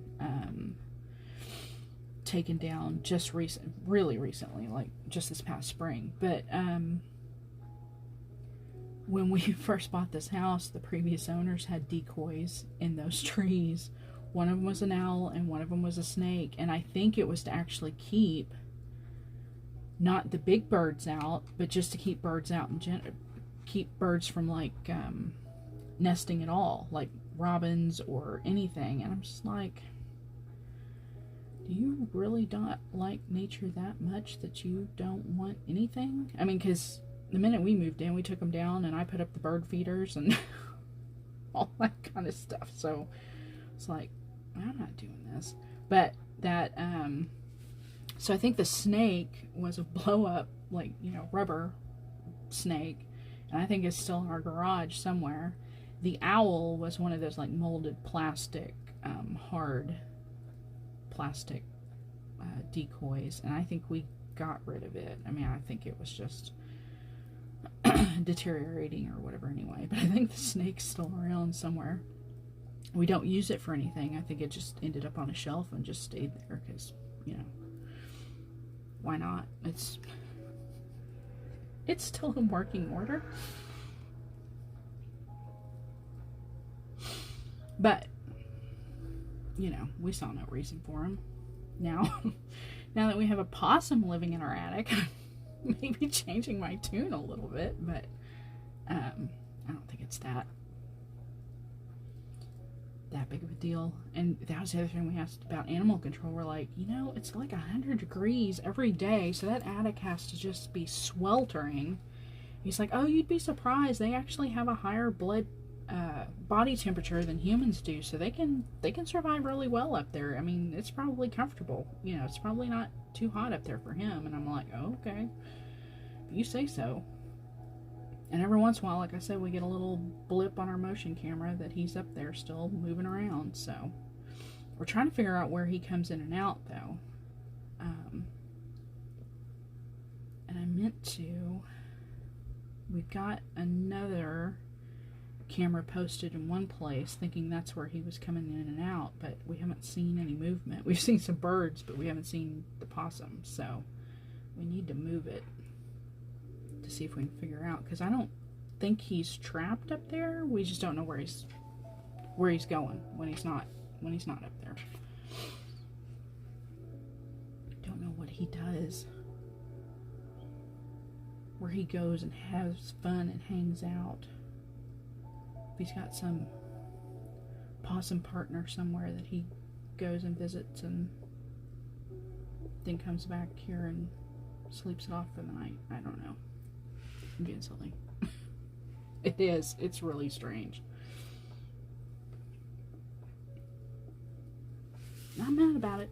Well, and I will say this just from myself. Pretty much being raised a city girl also. I do like the educational side of learning new things about, like the possum. I didn't know those things, so it's very interesting to me to learn new things about possums.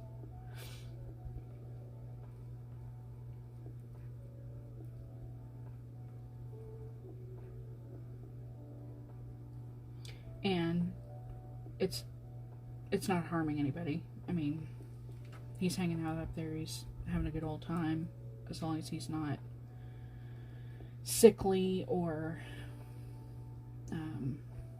they don't chew on things. I mean, they're not it's not like he's a rat or a squirrel or something that might do some damage. I mean, obviously there's damage somewhere because he got in, but he's not himself creating more damage, so I'm okay with it.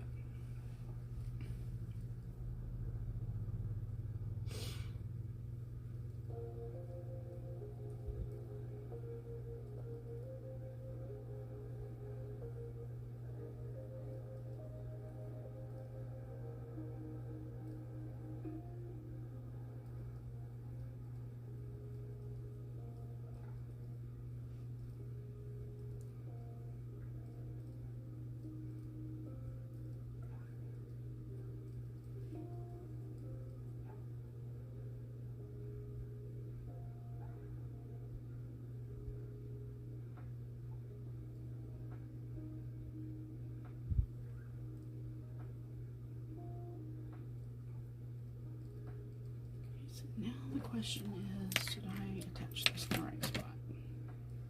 Fingers crossed.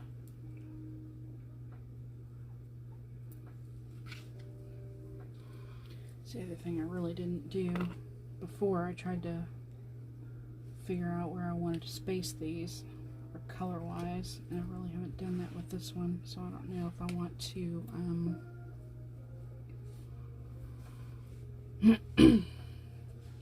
figure that out now or just wing it. I think I'm just going to wing it, honestly. I mean, I kind of have an idea of spacing these out a little bit, but I'm not in any kind of, not trying to make this perfect or anything. I don't have a plan, put it that way. Thank you. Yeah, we'll see if I can let's see if I can get these.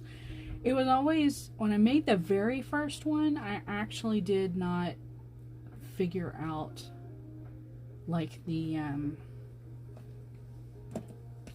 after you did the first 3, where, like, the next one went. It kind of took me a minute, like, piecing them together.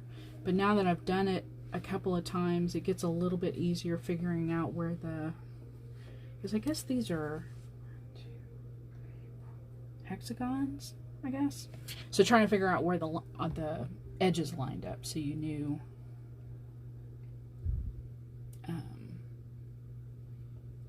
to make sure to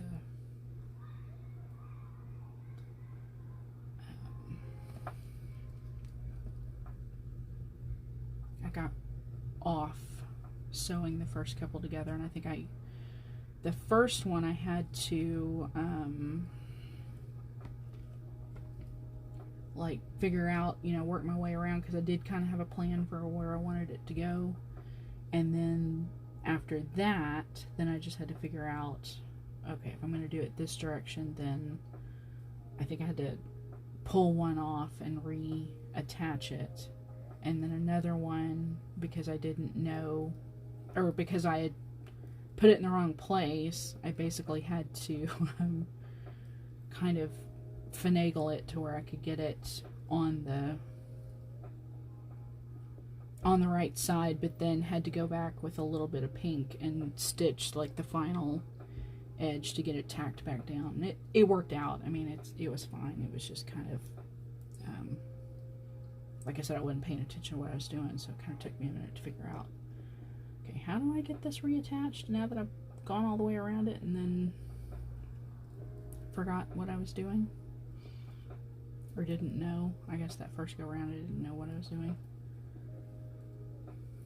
And the other nice thing is, and I think I was telling this to Jasmine the other day, there is something kind of nice about the fact with crochet, you can pretty much tuck in or hide your tails as you're doing it, whereas knitting, there are some methods for doing that, but sometimes it's a little more tedious and it's just easier weaving them all in at the end. With crochet, you feel like you have a better chance of, or you feel like you have more options as far as getting it hidden the first go round.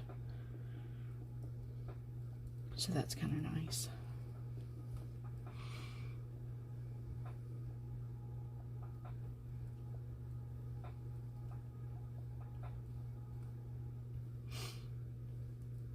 And in this case, because this is a pillow, I've kind of told myself after a little while, when that's what I decided I was going to do, like, all the tails are going to be on the inside with the pillow, so unless something's like sticking through and I can see it and I just need to hide it somewhere, I'm not going to worry about it.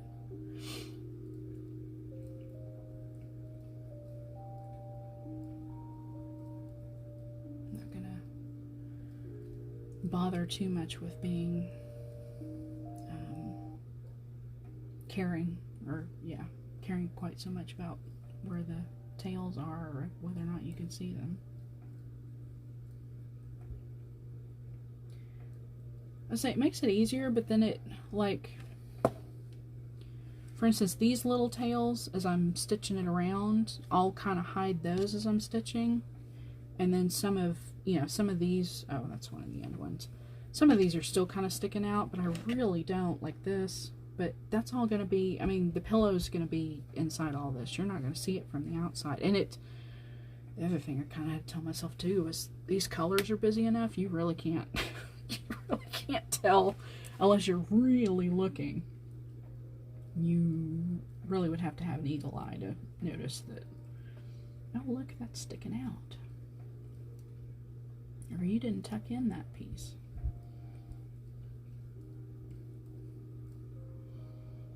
It's kind of like the back of cross stitch. It's like, if nobody's going to see it, if nobody's going to inspect it, if it's not part of the piece, if it's not meant to be turned around and looked at, then who? Nobody's going to see that when you're done. It can be as big of a mess as you want it to be.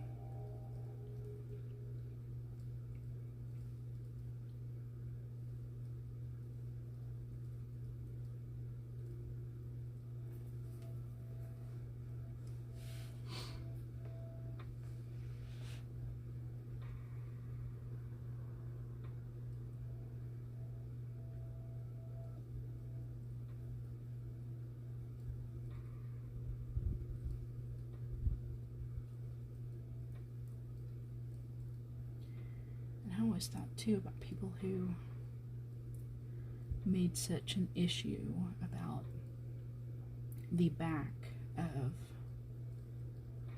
particularly cross stitch, but just about any art.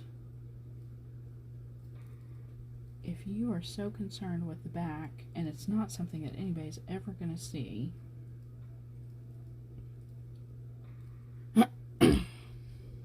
you are, I feel like, taking away some of the enjoyment and the freeing nature of making art. Art shouldn't be about, art is art. Art shouldn't be about being perfect or being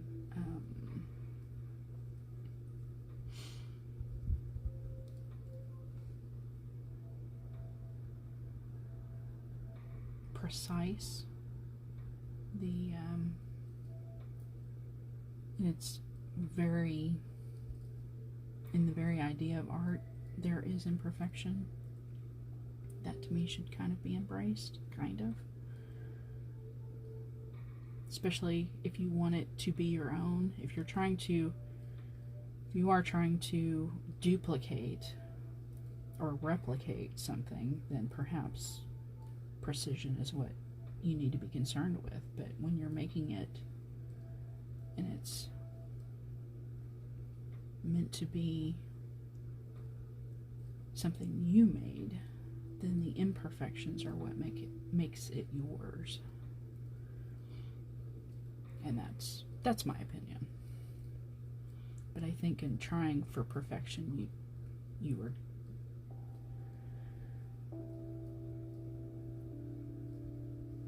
are not allowing yourself to enjoy making the art.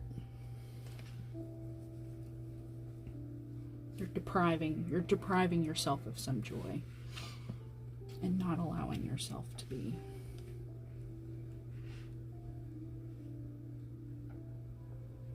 imperfect.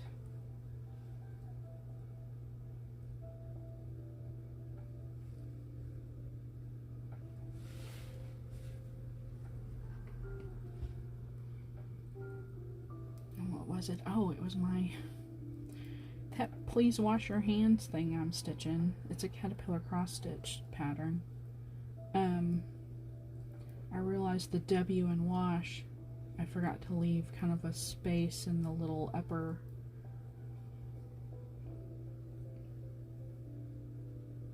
left of the W when stitching the W, and I got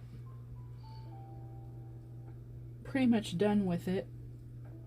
And then, you know, like you do with cross stitch, you use certain things as benchmarks for where to put the next stitch. And then that's when it occurred to me that I'd messed that W up, and I'm like, I'm leaving it. Unless anybody knows this pattern just extremely well, nobody's going to know that W's wrong. I mean, it's still a W.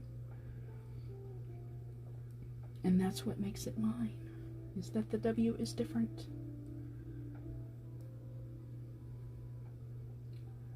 That's one of my whip go goals for this month. I actually, my whip go goal was to complete it. I'd started it for a stitching challenge last year, and realized when I took it out of the hoop, because I was going to kind of move it around,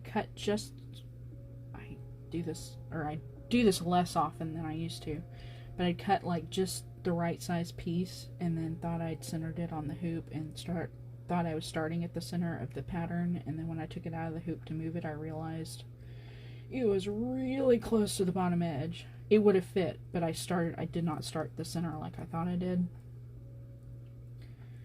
Well, then I got to looking at it, and it was Aida, you know, just real stiff like baby blue Aida, and realized it was not, I didn't like it. I like the colors of the pattern, but I didn't like I didn't like it on the blue. So I'd done so few stitches, maybe 100, maybe 200. I thought, forget it, I'm starting over. So I completely started over, but it's a completion whip go goal, but it's a really small pattern. I think there's only 3,000 or 4,000 stitches in the whole thing. So, and I'm most of the way done. I'm kind of happy with it.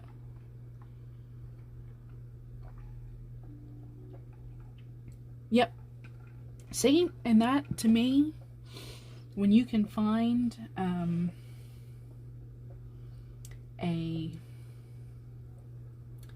even more symbolic meaning, especially in something where you've made a mistake, and it's almost like you've stitched yourself a lesson,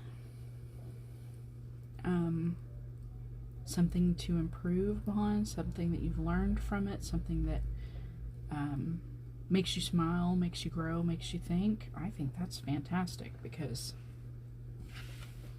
yeah, that basically means that that piece to you is just as special, if not more so, because there's they always talk about the hidden meanings in, like, you know, art from Da Vinci or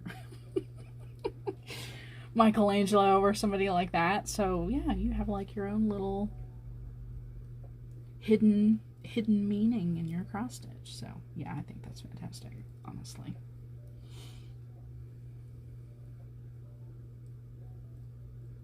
I grew up in a household with a father figure who figuratively beat himself up and beat us up, again, figuratively, as kids, about being perfect, being right, being quiet, being, you know, being good, being, you know, all of those things meant being, you know, when you don't do something right, when you mess up, you're not perfect, you're imperfect, and that to him was a flaw. You know, you were flawed. And so as an adult, you definitely have to unlearn those things, and when you unlearn them, or as you unlearn them, you have to remind yourself that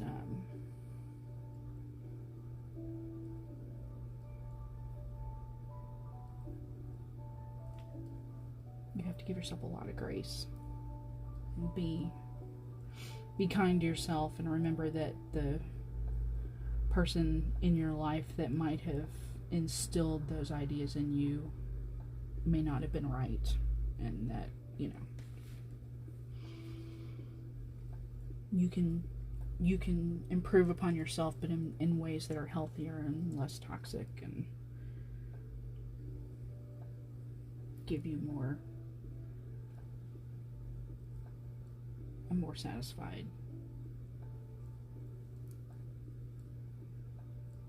approach to your life.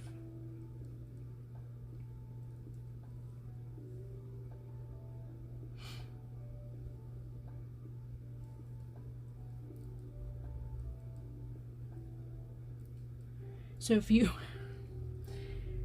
this is kind of, is the pattern you stitched, is this for you, or is this meant for, like, are you planning on giving this to someone?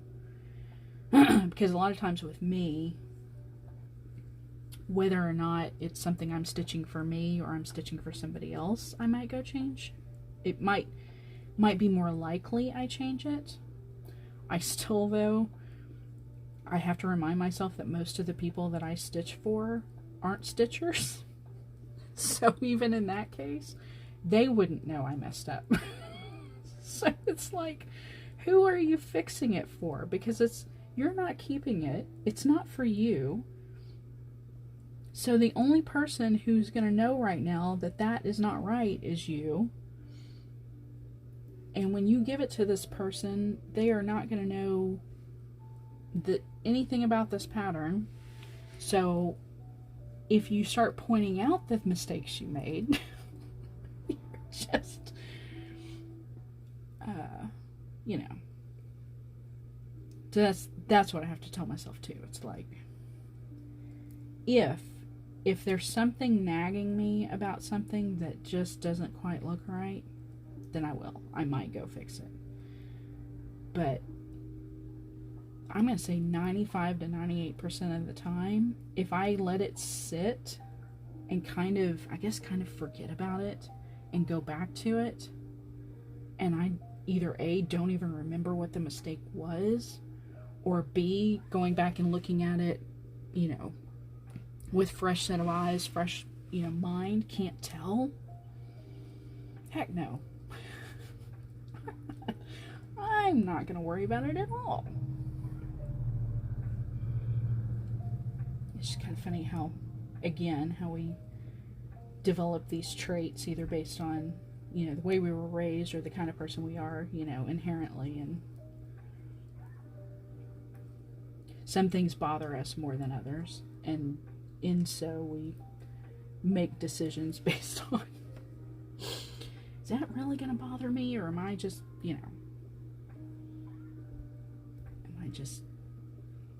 making something out of nothing?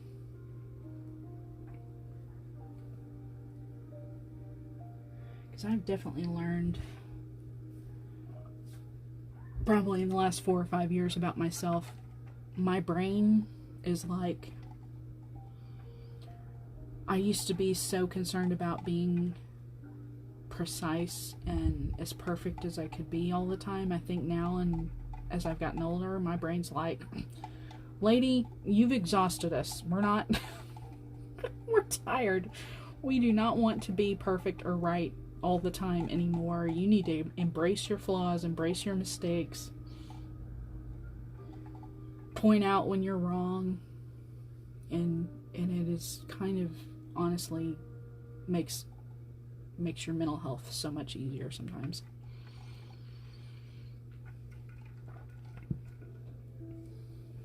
Well, I was going to say, if it is for you, hopefully, you know what, I mean, of course, you know what you're comfortable with, but hopefully your comfort level in embracing mistakes is such that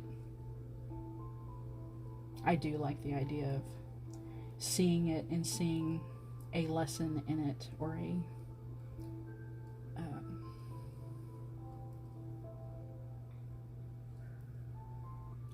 kind of, like I said, a hidden message for yourself in it. To remind yourself that you're a little eye that still needs to grow. I like it.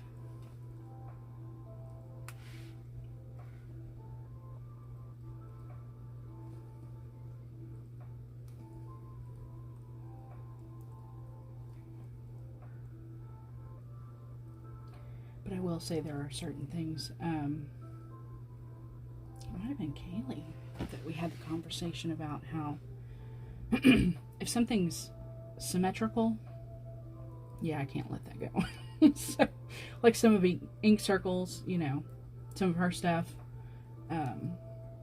yeah, if it's symmetrical and it would be not glaringly obvious, but it would be, my brain couldn't handle it. So if it was, but words, letters, unless it was misspelt, I can't see anything, you know, if it was a branch on a tree or a leaf or a, I was trying to think, there was, oh, one of the ones that I didn't know if I could live with it or not was when I did the Chester's Place. And the deal was, I was off somewhere on my spacing, and you know, all the animals are at the bottom. And I think it's a horse that's on that far left. And my horse was off one. And you know how you kind of, like I said before, you benchmark other things based on where things are placed. I had to remember that when I was making the house, I think, and some of the other animals, did I want to, like the other animals in that row, did I want them all to be spaced over too far, or did I want to add a space or two spaces in there somewhere? And looking at it now, you can't, I mean, I know I messed up in there somewhere, but I could not tell you where I messed up. But they're all little motifs, you know, it's not like I messed up the house or I messed, you know, something that was glaringly obvious. But I remember at the time, it was like, it really did kind of nag at me, and it was something, like I said, that I had to kind of remember, because everything else where I put it was going to be off account when I was trying to make sure, okay, am I still stitching in the right place on this? So, and after that, I think that was kind of the first time when I let something go and didn't rip it out, that when I was done with that and realized, oh, it's fine, you can't tell, it worked out just fine. I mean, it's like it kind of freed me up to realize, no, live with your mistakes, you know, there's nothing wrong with that. Just means that what you stitched is what you stitched. It's not the model, it's not the original, it's yours.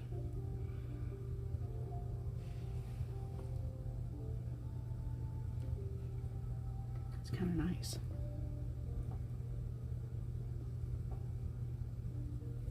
Yeah, see the ink circles, that's one of the few.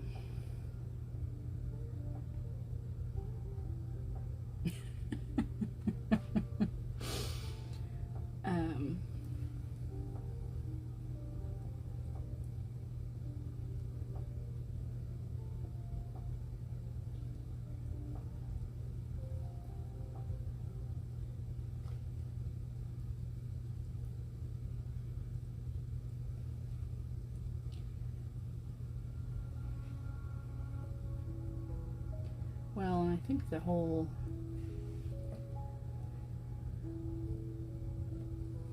not putting so much pressure or weight on something, not caring about the things that aren't important, I think that just comes with time and with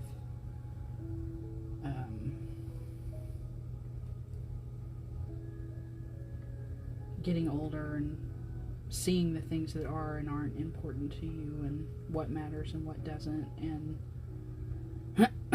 when you, in my case, when you start to be around other human beings, other adults that appreciate honesty and accountability over errors and mistakes, then you start to realize, oh, it's okay to have done something wrong as long as it's fixable, if it needs to be fixed, and it's not,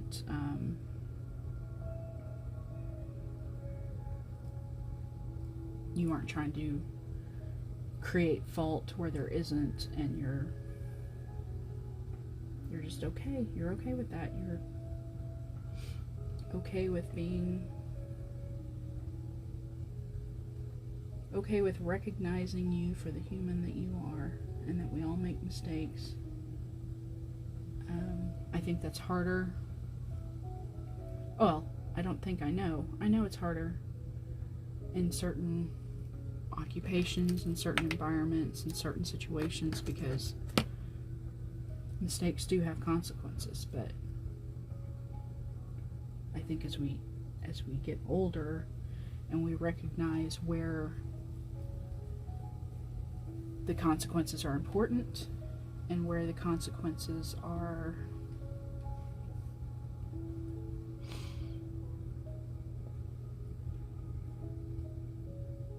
inconsequential, that's when we start to realize, okay, as long as you can make it matter,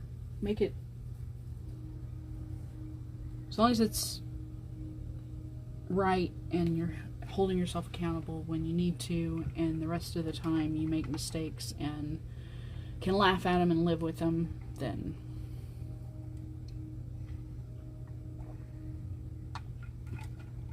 that balance is nice.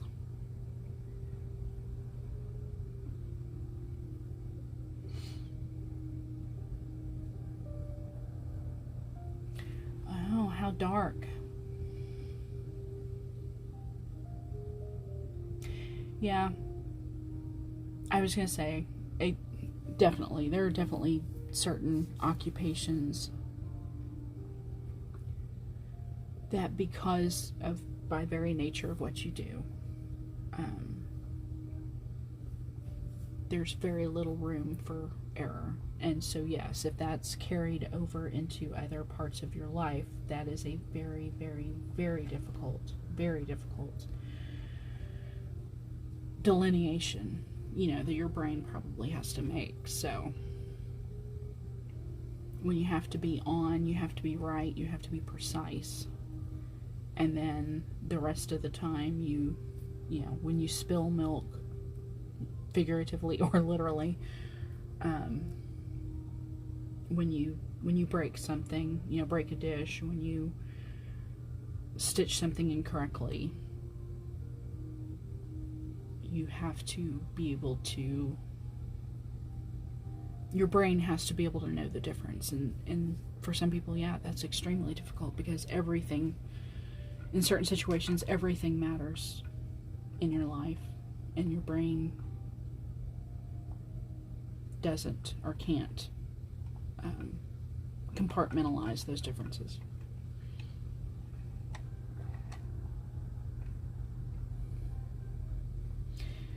Yeah, I was gonna say, my negative self-talk is the same way, but I know now that most of that was derived from parental negative talk. So it's not even that I did things wrong as a child, as we all do. And those things, yes, stuck with me, but it's the fact that that same voice is in my head even when the parent is no longer around, still telling me, how wrong you've done something, or how terrible you are at something, or how, whatever those phrases or repetitions are. So yes, I said figuratively or literally, but I have actually, dropped a gallon of milk in the kitchen and had to go everywhere. It spilled milk all over the floor, and of course you're freaking out because it's a huge mess I have to clean up, but you can hear, you know, that voice in your head telling you, you know, reminding you of how awful, you know, doing that is, not only from a, you know, hey, that's gonna be a big mess to clean up, but also a, you know, boy, you're not real with it right now, are you? So yeah, I totally get the, and there is a huge difference between dropping a gallon of milk and spilling it all over the floor, knowing, you know, you not only have to clean it up, but you're gonna have to buy another gallon of milk, and that same, you know, kind of mistake causing a much bigger problem for yourself or for someone else. And yeah, just basically your brain treating you the same way regardless of how big that mistake is.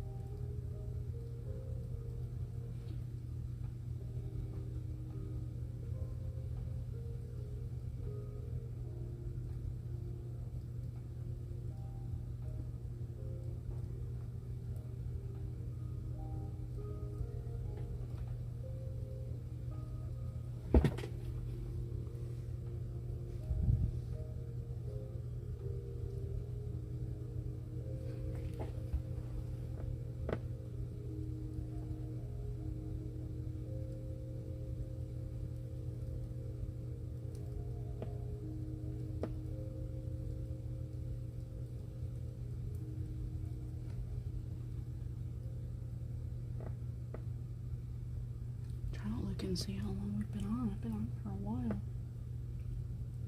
I'm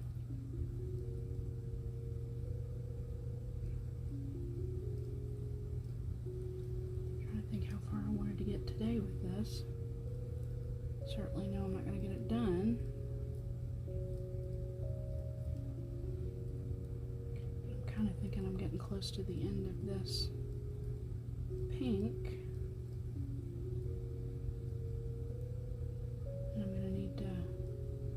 Wind up this last skein.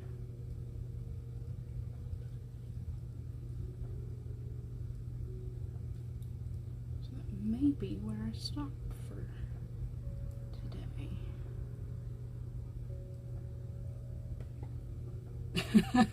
You're very, very welcome. Same to you. Thank you.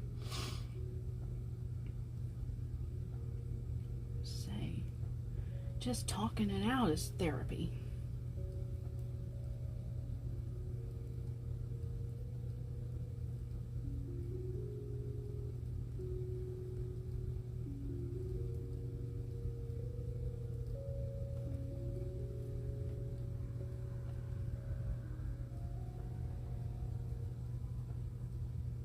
I think I've kind of lost track of, like, you were asking about how long these take. I think I kind of just lose track of time doing these, honestly. I don't know how long they take because I don't know what time means anymore when I'm doing these. Just kind of go round and round in circles, over and over and over.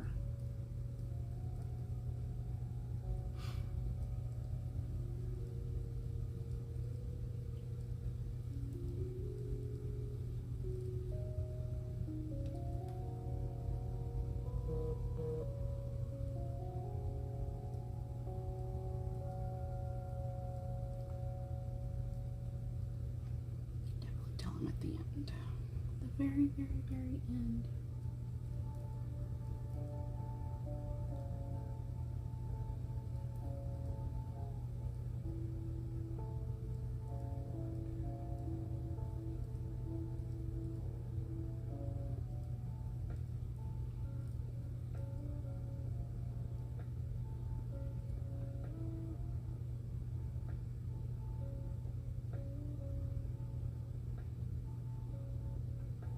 Well, you'll definitely have to let me know if you decide to pick up crocheting. If this inspires you. Especially if you end up doing amigurumi. I want to know.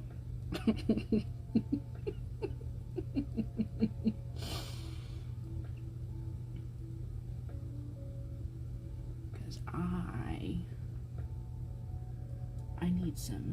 I need some inspiration to get me back into amigurumi, I think. Just gotta find the right pattern, right? Cool. What is everybody gonna think if you start showing, if you start doing crochet in your Instagram? They're gonna wonder if somebody got a hold of your account. See?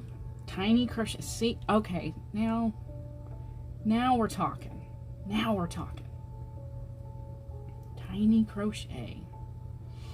I was trying to think if I had any of that. I know I do somewhere, but I don't think I have any in here. That's probably the smallest hook I've got here, and that's a 2mm. This one I'm using is a 3.25. But I know somewhere I've got a tiny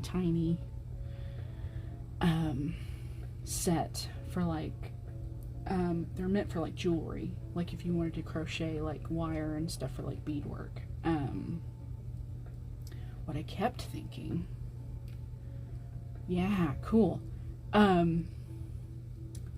I kept thinking was, I need to find mine. See, now you got me thinking. I wonder, no, I don't wonder, I know, but I'd be curious to see what embroidery floss looked like crocheted. Gasp. Oh my gosh.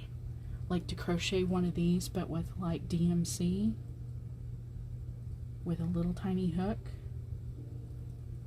Oh, that'd be awesome.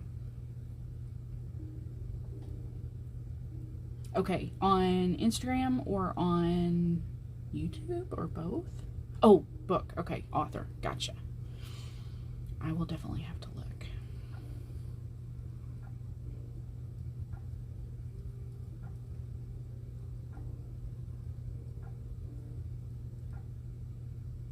Okay, I'll look for on Instagram too.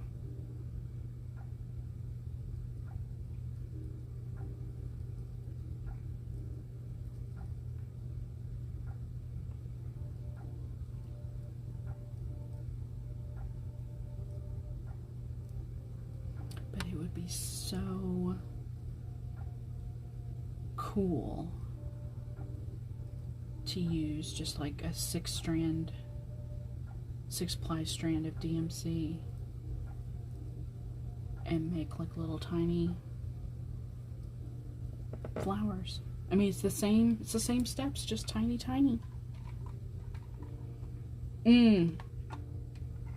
You are exactly correct. And you know what's interesting is, because I was watching Arna and Carlos did this pattern, but oh, I just saw your IG message, so I'll check it out. So they did like a step each day, or not each day, but like once a week or once every other week on each round of these. And at one point they mentioned, because I think they're in Norway, but their terms that they used for their pattern, I think, are the US crochet terms. But in one of them they explained the difference, And it made so much sense once I heard it, because like a single crochet in US crochet patterns is a, let me see if I can get this right, is a double crochet in UK, on a UK pattern. And the difference is one, and I'd have to do it to remember, but like a single crochet for us is how many stitches, how many loops are on the hook or whatever that you're pulling through, and the other version is how many steps it takes to complete the stitch. So it's like there's one is always one more than the other, and like I said, I'm confusing myself now just saying it all out loud. But when they explained it that way and showed how the differences were, or why the differences were, it like totally, like, it was a mind-blowing, like, aha, light bulb kind of moment. It was like, oh, that makes perfect sense. But of course, like I said, I'm almost positive this pattern is in USA terms. I know. Well, it's confusing because I'm not even entirely sure I know what our terms are. But you are exactly right. If she is in the UK, then that means her stitches are different. Even though I will say, because they know that, sometimes they sell either two versions of a book, or they sell a book with two distinct patterns, like two separate patterns, or they do like the written out, like single crochet, you know, 1 SC is a single crochet, but then they chart it, and the chart is, you know, understandable regardless of, you know, what language, where you're from, whatever, because the chart symbols are the same. It's just that the terms for us are different than the terms for them, but the chart symbol's the same. It means the same thing.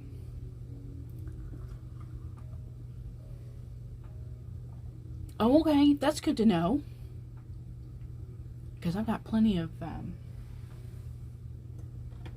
Gooderman's actually what I buy. Yep. But that means, oh my goodness, if she really does mean Gooderman thread, that's tiny. That's tiny. I mean, that's the kind of stuff like cross stitching, you know. But like if you were cross stitching, you know, over one on high count. So, oh my goodness, that's tiny crochet.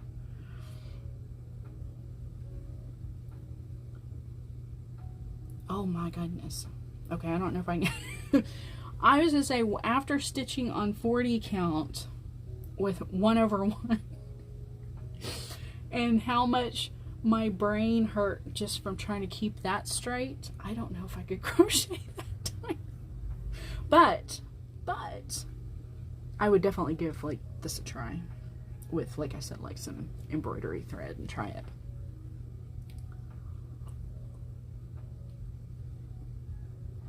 Definitely.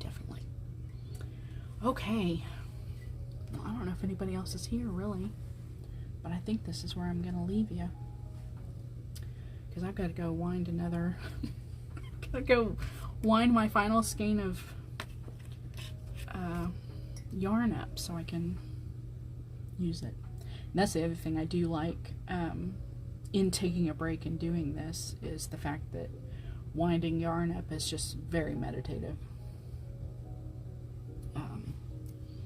Another thing I can sit in front of the TV and do and not have to think, and it's totally relaxing. Well, I had fun. I'm glad you hung out with me. Appreciate you being on here.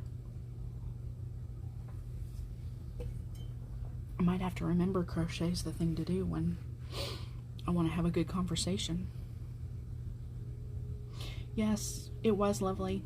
I really appreciate you being here. And I hope you enjoy the rest of your day. I hope you get some time either learning a new hobby or learning a new instrument, or, you know, learning an instrument, or whatever you decide to do with the rest of it. I hope it's fun. And I'm sure we will see each other later on, probably, if not this week, probably over the weekend. So you take care of yourself, and enjoy your week, and I'll talk to you soon. Bye. Thank you.